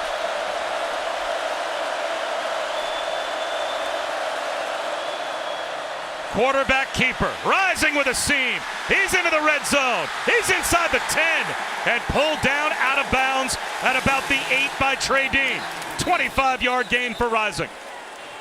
It's the zone read versus man coverage. Watch the right side of your screen. The defensive end crashes down. It's man coverage. Nice job of blocking on the perimeter by Vele. And then again, Cam Rising up over 60 yards rushing the football tonight for this Utah offense. First down and goal at the 7.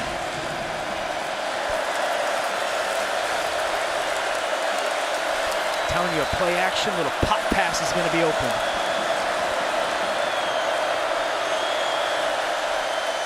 A toss instead to Bernard with a cutback at the 5, at the goal line. He's in for a Utah touchdown.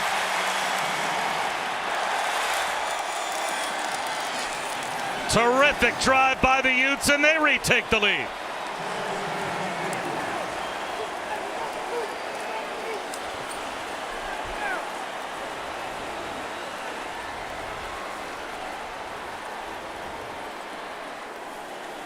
And in a 5-point game, after a 9-play, 89-yard touchdown drive, it looks like Utah is going to go for 2 to see if they can stretch the lead to a full 7. So the 2-point play. And again, Rising with Bernard to his left in the shotgun. Keithy on the inside handoff from Bernard, lost the ball. And the 2-point play is nullified. They tried a little misdirection. And the exchange between Bernard and Keithy got a little sloppy, so it's a 5-point lead, Dan, based on this touchdown. What a beautiful job by Bernard. Beats an unblocked defender, tucks the ball away, gets into the end zone. Utah aggressively going for 2, miscommunication, bad ball handling, but the Utes take the lead on the road in the swamp.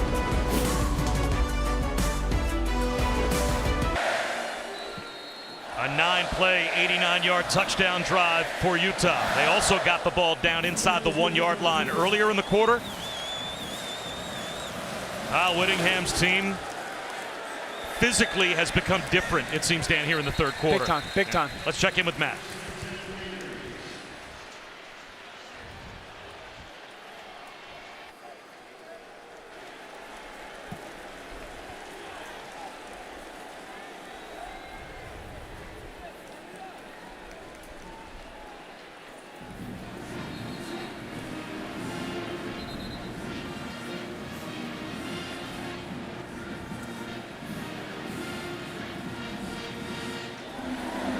That seems to be the theme of weekend number 1. Chaos.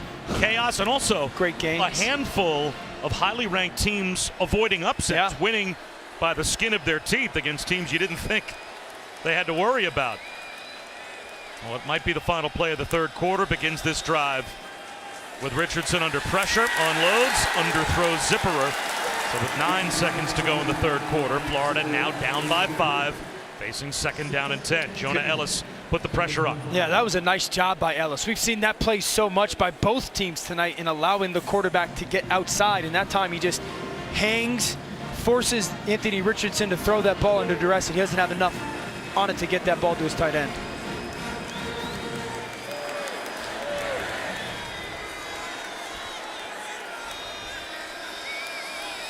Too high, run the ball.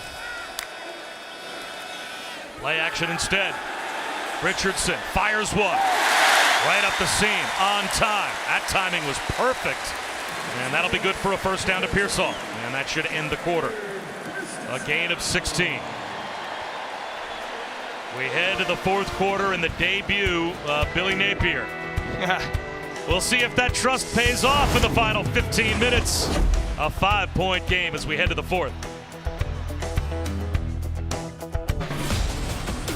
Welcome back to the SEC on ESPN. And welcome back to ESPN College Football presented by Subway. Set for the start of the fourth quarter here at the Swamp.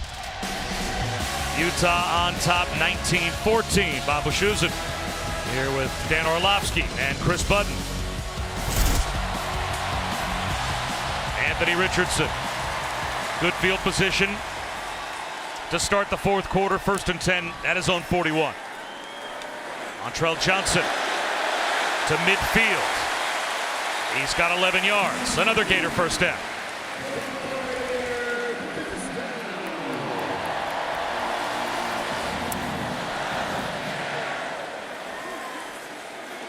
Up tempo for the Gators. Richardson straight back to throw. Finds a crosser. Keon Zipperer makes the catch. He's tough to bring down. Fights his way for every inch. He's got 7. And that's the shallow cross that he's missed a couple times tonight that he just hasn't seen pop. And I love the fact that on first down, it's there, get the completion, 2nd and 3.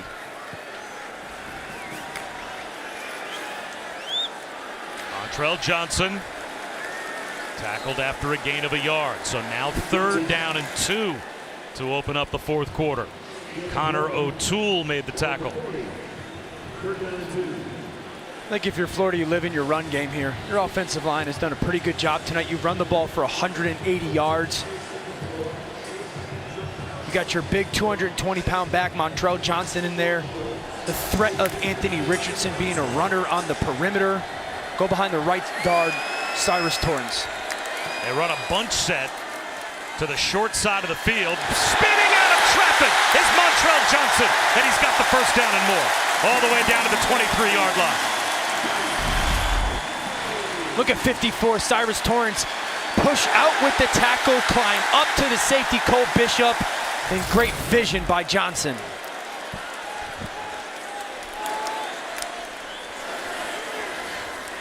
This time it's Richardson. Makes a man miss. 9 yards. It'll be 2nd and 1. This is who you are offensively, Florida. Stay with, not the moment to get cute. This is your identity right now. Continue to lean on your offensive line and allow them to dent the line of scrimmage. Montrell Johnson again at the 5 into the end zone, walking free for a Gator touchdown. What a drive by Florida.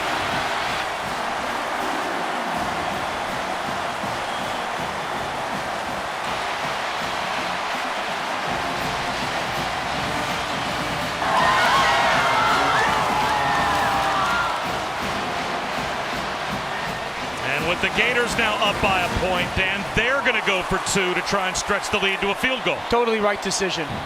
I love that drive by Florida. Just the commitment to saying, this is who we are right now. Embrace your identity and be who you are.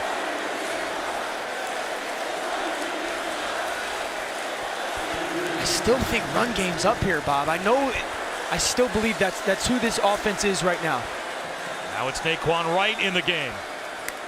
Anderson goes in motion. What a play by Richardson. A ball fake to keep it alive. And he's got a man alone in the back of the end zone in Jaquavion Fraziars. Are you kidding me?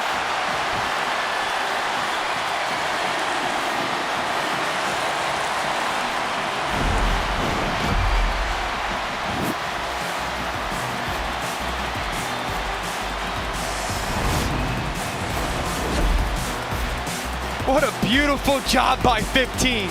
Getting away from bad people, finding his receiver for a two-point conversion. Have your moment, young fella.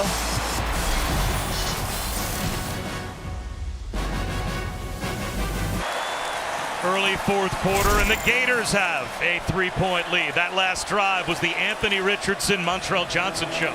Beautiful job, and I love the job by that offensive line of getting the ball into the end zone, and then Anthony Richardson just being a special playmaker for their two-point conversion. I love the commitment, Bob. Let's not get cute, let's not get fancy. Short kick, Bernard from the 10.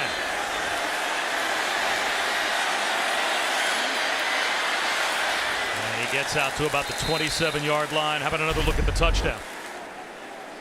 Let's give the right tackle, Michael Tarquin, some help here, some love, okay? Watch how he reach blocks this. Now pay attention to Ellis, 83. All you young quarterbacks at home, watch how important it is to carry out your fake. He's gonna hesitate, awesome job, and then Johnson cuts back. The right tackle shuts off that defensive lineman. Richardson goes as his play fake, holds the defensive end. Now this is just dumb.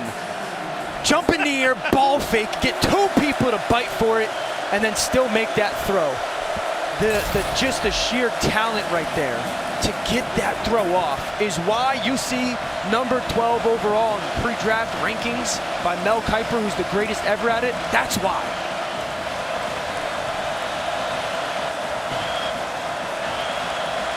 Now it's Cam Rising's turn again, down by 3.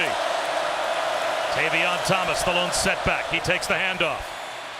He's breaking tackles. He's got a first down. 12-yard gain for Tavion Thomas. Oh, Dan, I thought there was a big question coming into this game.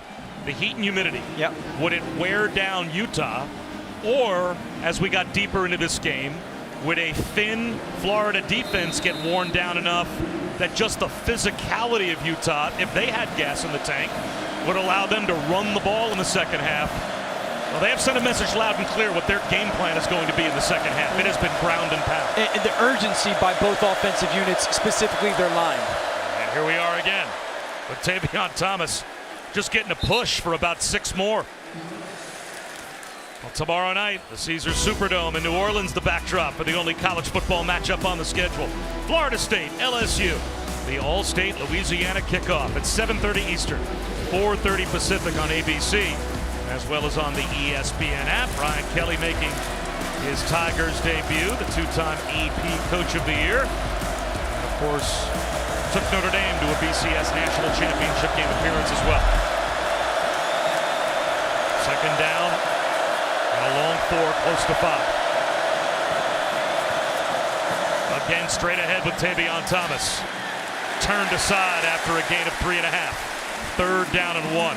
You know, we came onto this broadcast, Bob. We said it was going to be a little bit, right, of an old school SEC feel, and that's what you're getting. I mean, we're just getting big bodies, 6-7 guys across the line of scrimmage, and here we go. What offensive line can move the defensive line more on a consistent basis? Both units doing a nice job. I'd expect a very similar play. These double teams by the Utah offensive line of trying to move Florida, and then Thomas having vision. Here's this bunch. This is where they've run to so many times tonight. Rising, changing things. False start. Offense, number 32. 5-yard penalty, still 3rd down. That's Logan Kendall, their short yardage tight end slash fullback.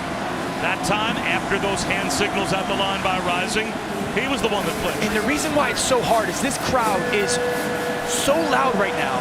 As a quarterback, you got to go down the line of scrimmage if you're Cam Rising, because your voice can't be too loud because it could be sudden and force the jump. You got to be very much so in control and get tackle the tackle in your communication. Now it's back to 3rd down and 6. There's number 80. Rising over the middle. He's got Keefe. You called for it. Rising saw it. Keefe catches it. And it's a catch and run 3rd down conversion for the Utes. A gain of 13. Beautiful job on the route right here. Push up, cross face. Get the shallow cross to move the inside backer.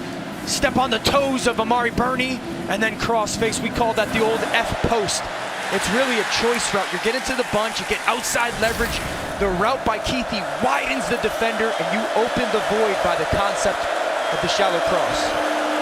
Over 100 yards receiving now for Keefe. Tavion Thomas right up the middle. Another 7-yard carry. Ventrell Miller made the stop. Is there any doubt who Cam Rising's favorite target is? What do we got by Keefe tonight? So he's 9 of 12 throwing to Keefe for 100 yards and a touchdown. He hasn't even attempted more than 10 passes to everybody else on their offensive unit. There's that communication. Play action. Rising has to throw it away. No one home down the right sideline. 3rd down and 3 coming with 9:11 to go. How about the discipline by Florida's unit? We talk about it in football all the time. Run the ball, run the ball, run the ball, because you'll get the bad eyes by the defense and you'll get an easy throw. Patrick Toney's unit doing a great job. All right, so 3rd and 3. It's either you're going to design a play for Brant Keefe, or this could be potentially 4-down territory for you, and you want to utilize the potential of Cam Rising as a runner or the powerful movement of your offensive line.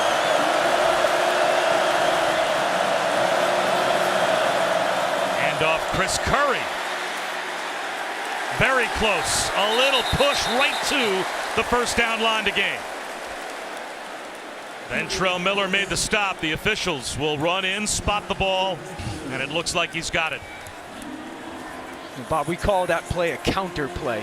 You're trying to shrink one side of that bottom of the screen and then pull people around. Curry, really good job of getting inside that initial seam. Miller with great contact.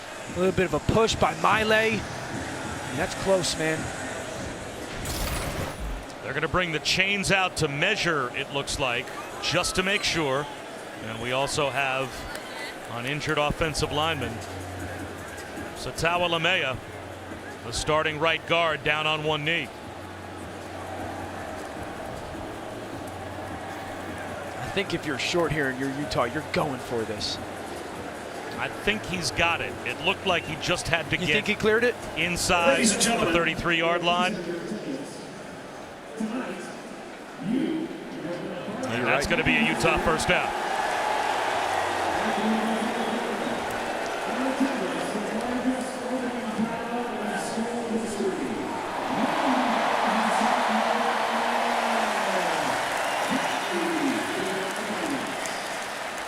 So with that brief injury timeout, gave both units a chance to get a breather and almost a free timeout on the sideline for the Utah offense. But they have a 1st down with 9 minutes to go at the Florida 33-yard line.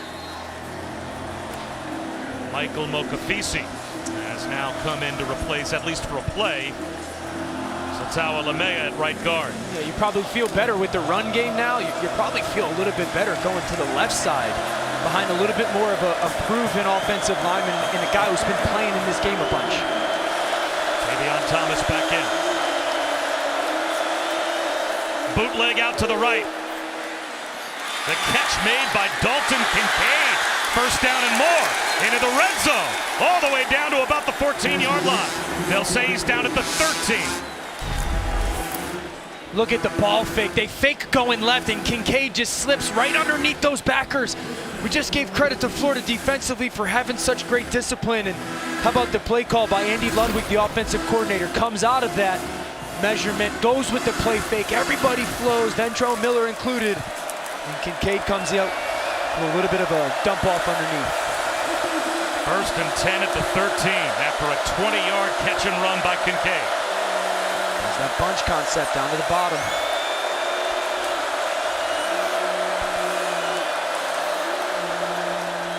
Thomas. Down to the 9-yard line. He picks up 4. And Dan, to me, this has been a really fun game to call. Not just because of how close it is and competitive it's been, but these two offenses are executing at a really high level, it seems, for an opening game against a good defense on both sides. No doubt. Credit Utah. Coming across the country, high expectations in an environment that they don't experience often, and they've stayed true to their identity. And credit Florida, who's in this rebuild situation, new head coach, and they've come out and absolutely swung everything they can at the number 7 team in the country. Hitch out to the right. Enos close to the first down. What ridiculous effort by Brenton Cox. A little face mask to face mask confrontation between Solomon Enos and Brenton Cox. He looks to be about a foot short of the first down. So 3rd down and less than 1 inside the 4, inside 7 minutes to go. Now, so there's 2 thoughts here. Do you want to do the counter, which takes a little bit more time in your pullers, your wrist penetration, or do you want to go with your duo stuff, which is shoulder pad to shoulder pad, a bunch of double teams off the left side of your offensive line? Tavion Thomas off the left side, into the end zone as a Utah touchdown. What a response by the Utes.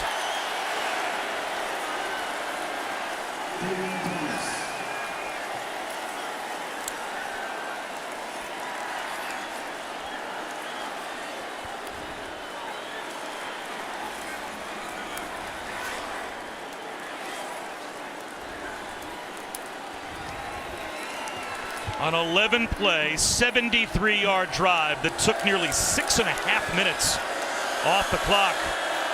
And Tavion Thomas finds the end zone for the first time on a 113-yard night, and now it's a 4-point lead for Utah. How about the Utes up front? Double teams by Daniels and Kendall. Keithy on the block. Tavion Thomas finds the end zone. We got a great one in the swamp.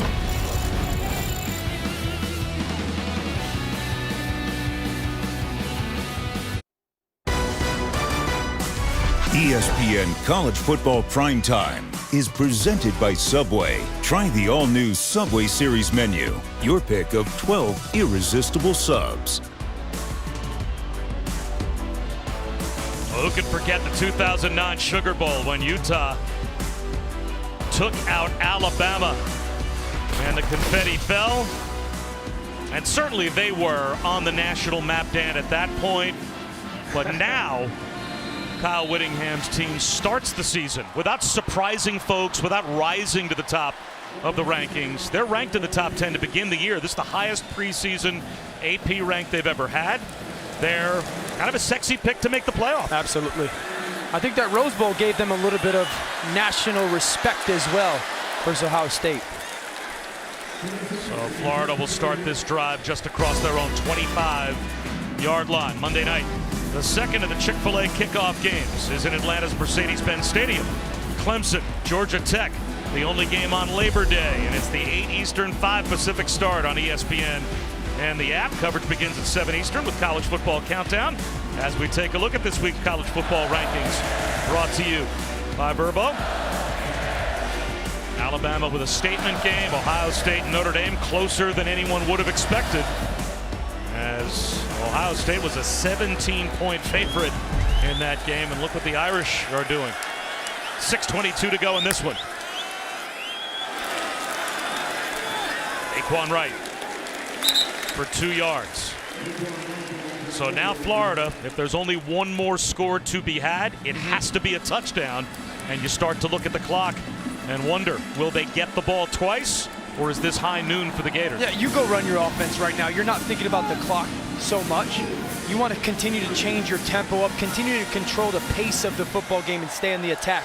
I will say this, the discipline by Utah's defensive ends on those zone reads is going to be paramount, because Richardson is getting close to pulling another one. Daquan Wright instead. And a very important 3rd down now. 3rd down and 4 coming up on 5.5 minutes to go. Karene Reed made the stop. And this is a tough situation to sit here and say, we're going to go with our run game. You know, Anthony Richardson has missed some easier throws on some third downs tonight with some shallow crosses. You're anticipating Utah playing man-to-man. The guy that you've gone to so often tonight is Pearsall. Number 1, he is right here. Empty backfield, some confusion for Utah trying to get lined up with Naquan Wright at the bottom of your screen as a wide receiver. A swing pass instead to Henderson. A cutback. It looks like he's got the first down. By a half yard, he got across the 35. 2 things. Awesome job by Henderson of getting in the seam there, and great job by Pearsall blocking on the perimeter. Malone Mataele got him on the ground, but not before he picked up the first. Naquan Wright. You can hear the pads popping from up here after a gain of 2. What a moment for young Anthony Richardson to be in. It's your second start of your career. We've talked about how he has not played much. His right's got to pop off because his helmet comes off. This is where practice repetition. How many times has Billy Napier, their head coach, put him in these moments in practice so he can feel comfortable in these situations?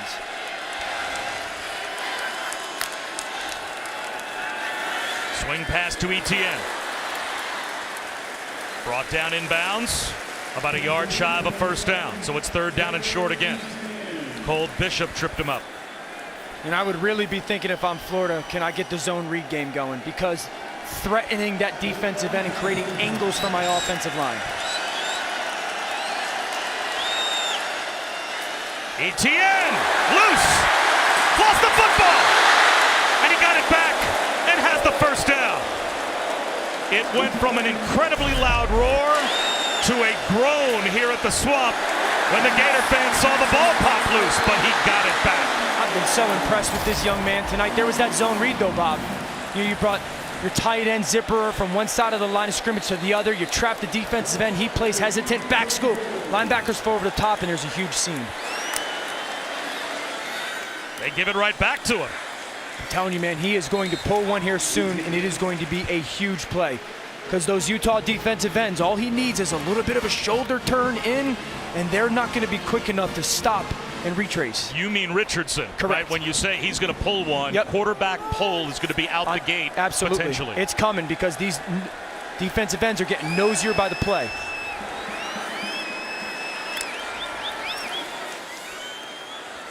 Instead, it's a dive, this time to Montrell Johnson for about 1.5 yards. Miki Suta Aruga made the stop, and it brings up 3rd down at about 4.5. And we just saw a previous 3rd down, relatively same distance. They kicked the screen out there. That's the 3rd time they've done that. Utah's got to be ready for that situation. I think you're in 4-down territory if no negative yardage. Huge 3rd down here, 3rd and 5. Quarterback draw. There it is, straight quarterback run. 2-yard shot. It'll be 4th down and 2 with 2:33 to go. And the Gators, no doubt, will go for it down by 4. And you get in your formation here. I think it's again going to be a zone read type of play for Anthony Richardson. If you don't like the look by the defense, pop your timeout. But you trust 15 with the ball in his hands in his decision-making as a runner. The thing is, if you spend a timeout here, that's one you don't have. If you don't get it, correct. If you don't get it when Utah gets the ball back. Billy's going to bleed the clock all the way down here. He's going to pop a timeout with 1 second left. Why? Confident in his unit that they're going to go get the first down? Yeah, but why bleed the clock all the way down? We'll step aside, 4th down and about 2 when we come back. It might be the game on the line.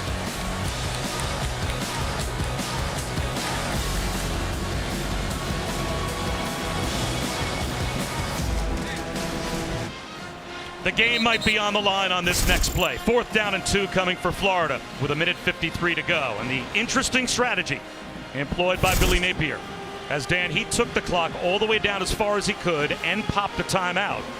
Now, if you get this first down, this strategy could work out perfectly. Sure. You could be leaving Utah with that much less time to answer. But if you don't, you may have really just hurt yourself in terms of having only 2 timeouts and taking time off the clock to be able to get the ball back. Yeah, I would have loved to see them line up in a formation, gather some information how Utah was going to align. If you love it, run your play. If not, then use the timeout. I still think this is zone read type stuff, Bobby. Montrell Johnson behind Richardson on 4th down and 2. Play action. Richardson out of the pocket. He's got the first down and more. Out of bounds in the red zone.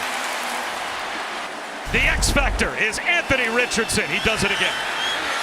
Awesome reaction by Richardson to get out of that pocket. But I will tell you this, the tailback, number 2, Montrell Johnson, just saved this game for Florida. Never minds the play fake, sees the blitzer, takes the chill off of Anthony Richardson to give him that one little moment to go use his feet. Now you want to milk the clock, Bob, right? You really want to utilize every moment of the clock once this ball is snapped, to bleed it as long as you can. Well, can't take for granted you're going to get in the end zone, and the Gators have to have a touchdown. Straight quarterback run. Richardson out of bounds. Great job by Utah getting him out of bounds. You know, if you're Utah as well right now, you're trying to get the ball out of bounds as well. Time is your friend right now. You don't have to worry about stopping the clock. You want it to stop just as preservation for the potential that Florida does score.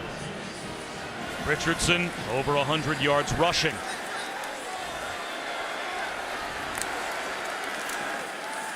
Montrell Johnson bouncing off tacklers. Inside the 5, down to the 3.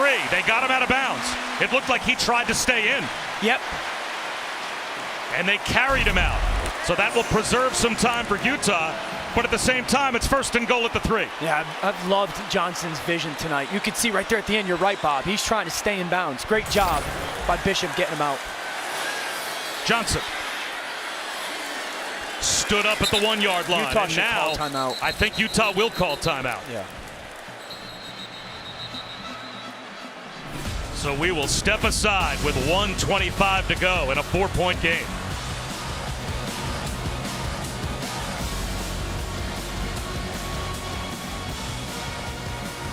Back with a look at tonight's unbeatable performance, brought to you by Xfinity. Anthony Richardson has been special. Zone read early on, gets Florida on the board. He sees the man coverage. Everyone's got his back to him. Explosive athlete, 50-plus yard touchdown run. Young man's been absolutely in control of his game tonight.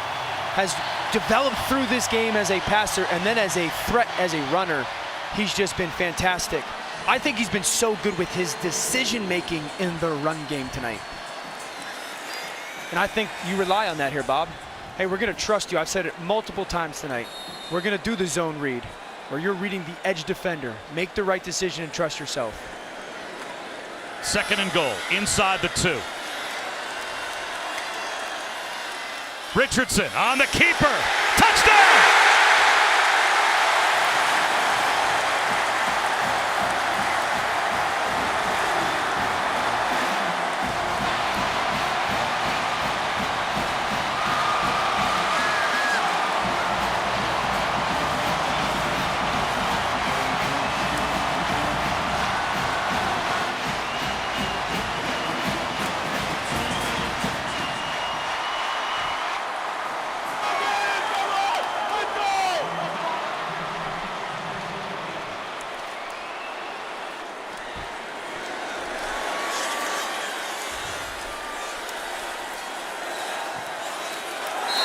It's a 3-point lead for Florida. 3 rushing touchdowns for Anthony Richardson. And it's not over yet. It started on 4th down, right? Johnson picks up the pressure. Anthony Richardson tucks the ball again, utilizes his feet as a weapon. A huge conversion. And then how about this? Put the ball in the best player on the field's hands. Anthony Richardson does the beautiful job of reading the defense. In the first game in the swamp for head coach Billy Napier, he's got a chance to pull off an impressive upset. I'm going to say this, though. There's 85 seconds left in this game. Utah has a quarterback that is not scared of this moment. And they still have 2 timeouts for Cam Rising as well. So this game's a long way from over. Well, talk about a coming out party for Anthony Richardson. We wondered, and this was one of the biggest mysteries, all the talent in the world. Yeah. But now he takes over as the undoubted starter. Has he looked like a field general tonight or what? Yeah, I think the maturity has been the most impressive thing. We can rave about the talent all we want. What a cool moment for a young man who grew up in this town. But just the maturity in the moment has been impressive.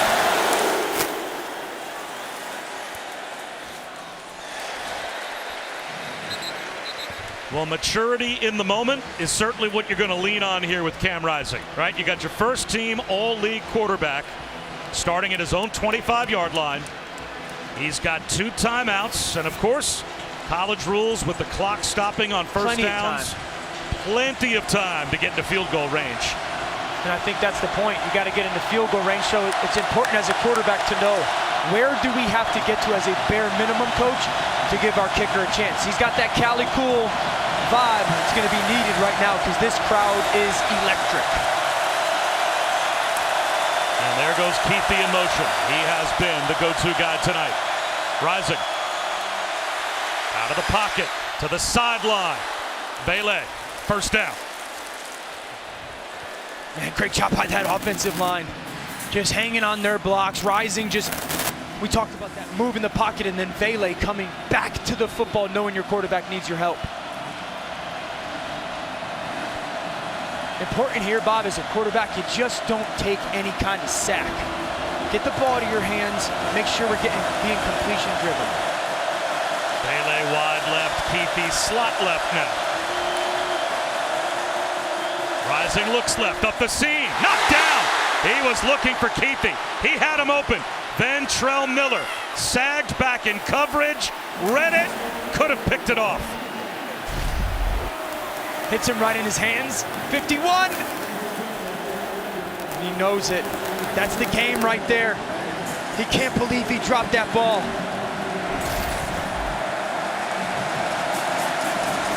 Second line for this Utah offense.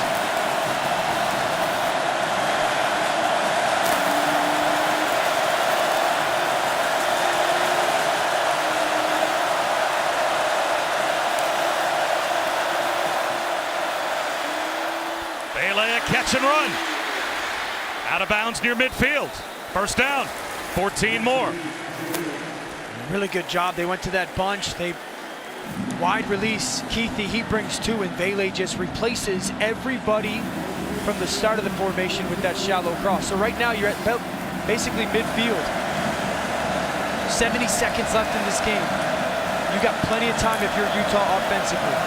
Cam Rising, get the ball in your hands, no sacks.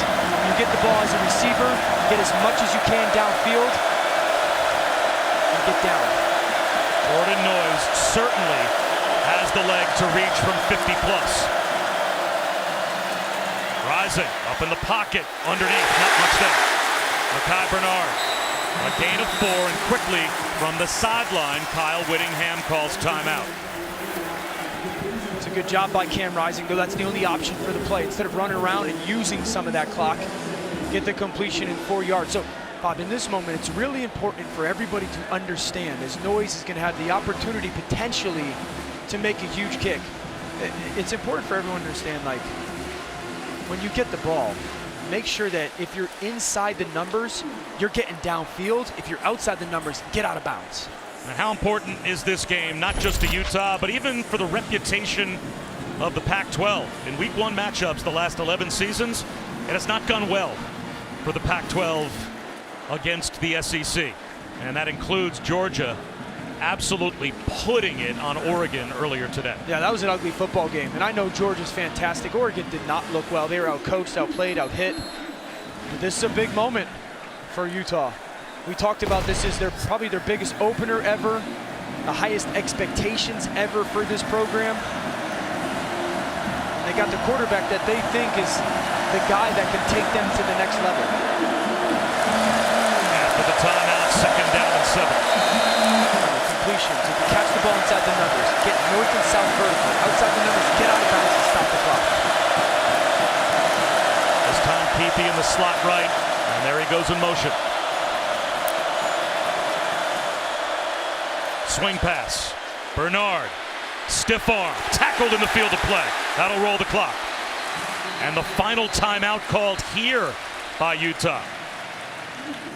So back-to-back short gains, and I guess Kyle Whittingham figured it was going to take that much long for his team to get lined up. And Dan, as a result, he now leaves his group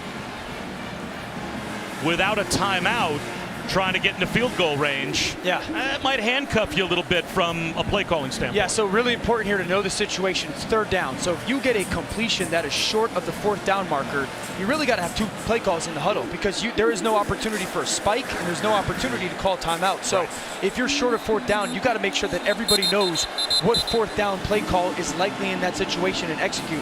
If you go get the first down, depending how much time or how much yardage you get, you might be thinking of clocking the football if you get a big chunk, but it's really important. 2 plays left here if you're Utah's offensively. So 2 plays have been called here. You got to be ready for fourth down. Yep.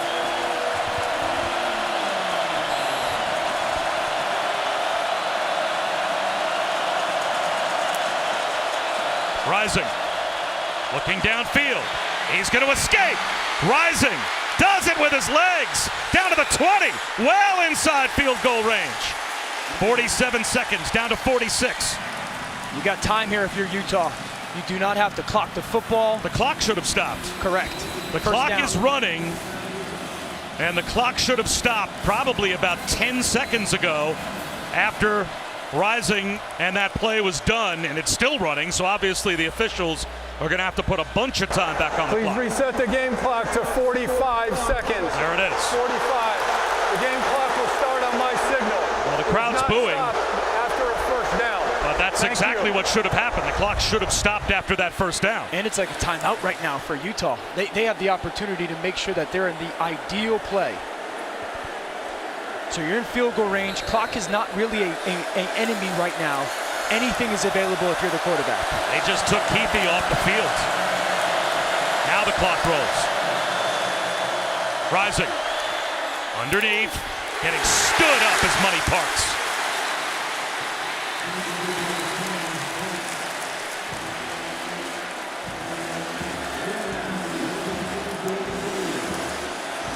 Tackle made by Devin Moore.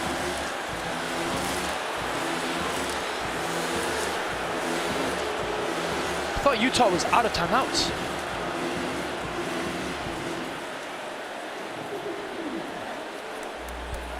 They had 2 timeouts when they started this drive, and they called back-to-back timeouts. Unless our count was wrong, they just got an extra. So it will be second down from the 15-yard line with 36 seconds to go. Earlier, apparently a timeout was granted back to Utah because a helmet popped off a player.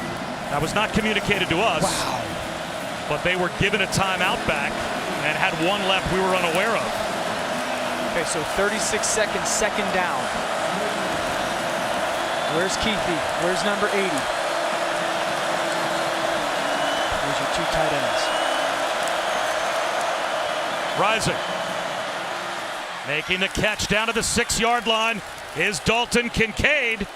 And now with under 30 seconds to go and the clock stopping, first and goal, Utah's in position to win this game without needing a field goal. And now a timeout will be called by a Gator defense that's on their heels. The second of the half. How about this response by Cam Rising and this drive by Utah in this atmosphere? Yeah, the composure by the quarterback, making sure that he's done an awesome job of taking the easy throw, getting it out of his hands. The scramble on third down was enormous. Coach Willingham has done an awesome job of managing the clock. You've got 29 seconds left, ball at the 6-yard line, and you've really got at least 2, if not 3 plays. The question is, Bob, if you get to the line of scrimmage here and you see that Florida's committed to playing coverage, if you're Utah, do you try to pop a run? Because that's what they've done a little bit coverage-wise, Florida defensively. and the way your offensive line's playing, how tired this defense might be, if you pop a run, you can still get to line of scrimmage and get another snap off. I was going to say, if you're organized and you're calling 2 plays and everyone knows if we end up short, here's what has to happen, how much time do you need after a run to get back to the line of scrimmage and snap the ball? Minimum of 13 seconds. Big thing, Cam Rising cannot scramble around with the football that long here. That's going to burn clock. Bunch set left. Rising to throw. Looking end zone.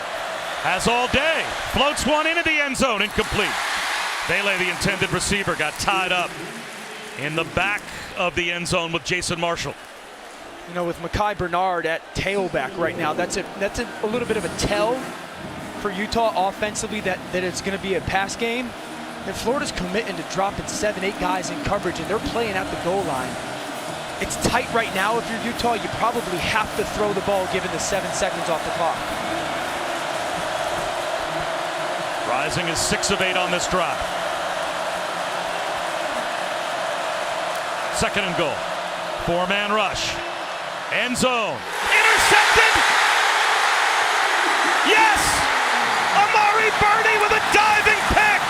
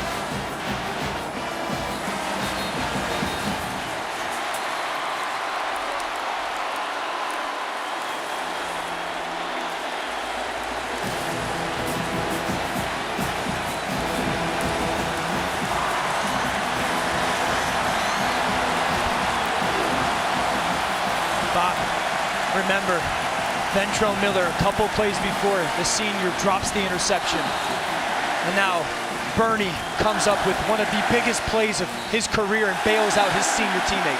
Another senior, Amari Burney, his 3rd career interception, wins it for Florida.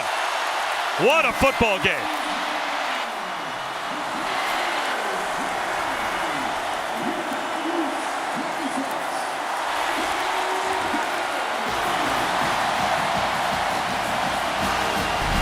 Another look. Look at Burney in between the hashes. Right with the vision, the trigger, the tight end falls down. Gets his hands underneath that ball. Just great awareness. I think he's trying to hit Kincaid on a stop route. You see him on the left side of your screen. I think he falls down. There's a little bit of contact. And Billy Napier, what a start for him. What a finish for the young man, Amari Burney, St. Petersburg, Florida. And what heartbreak for Utah and Cam Rising. Well within field goal range to possibly force overtime, and they end up on the short end. For Dan Orlovsky and Chris Budden, I'm Bob Wischusen saying so long from Gainesville. Time to head out to Corvallis, Oregon State, and Boise State.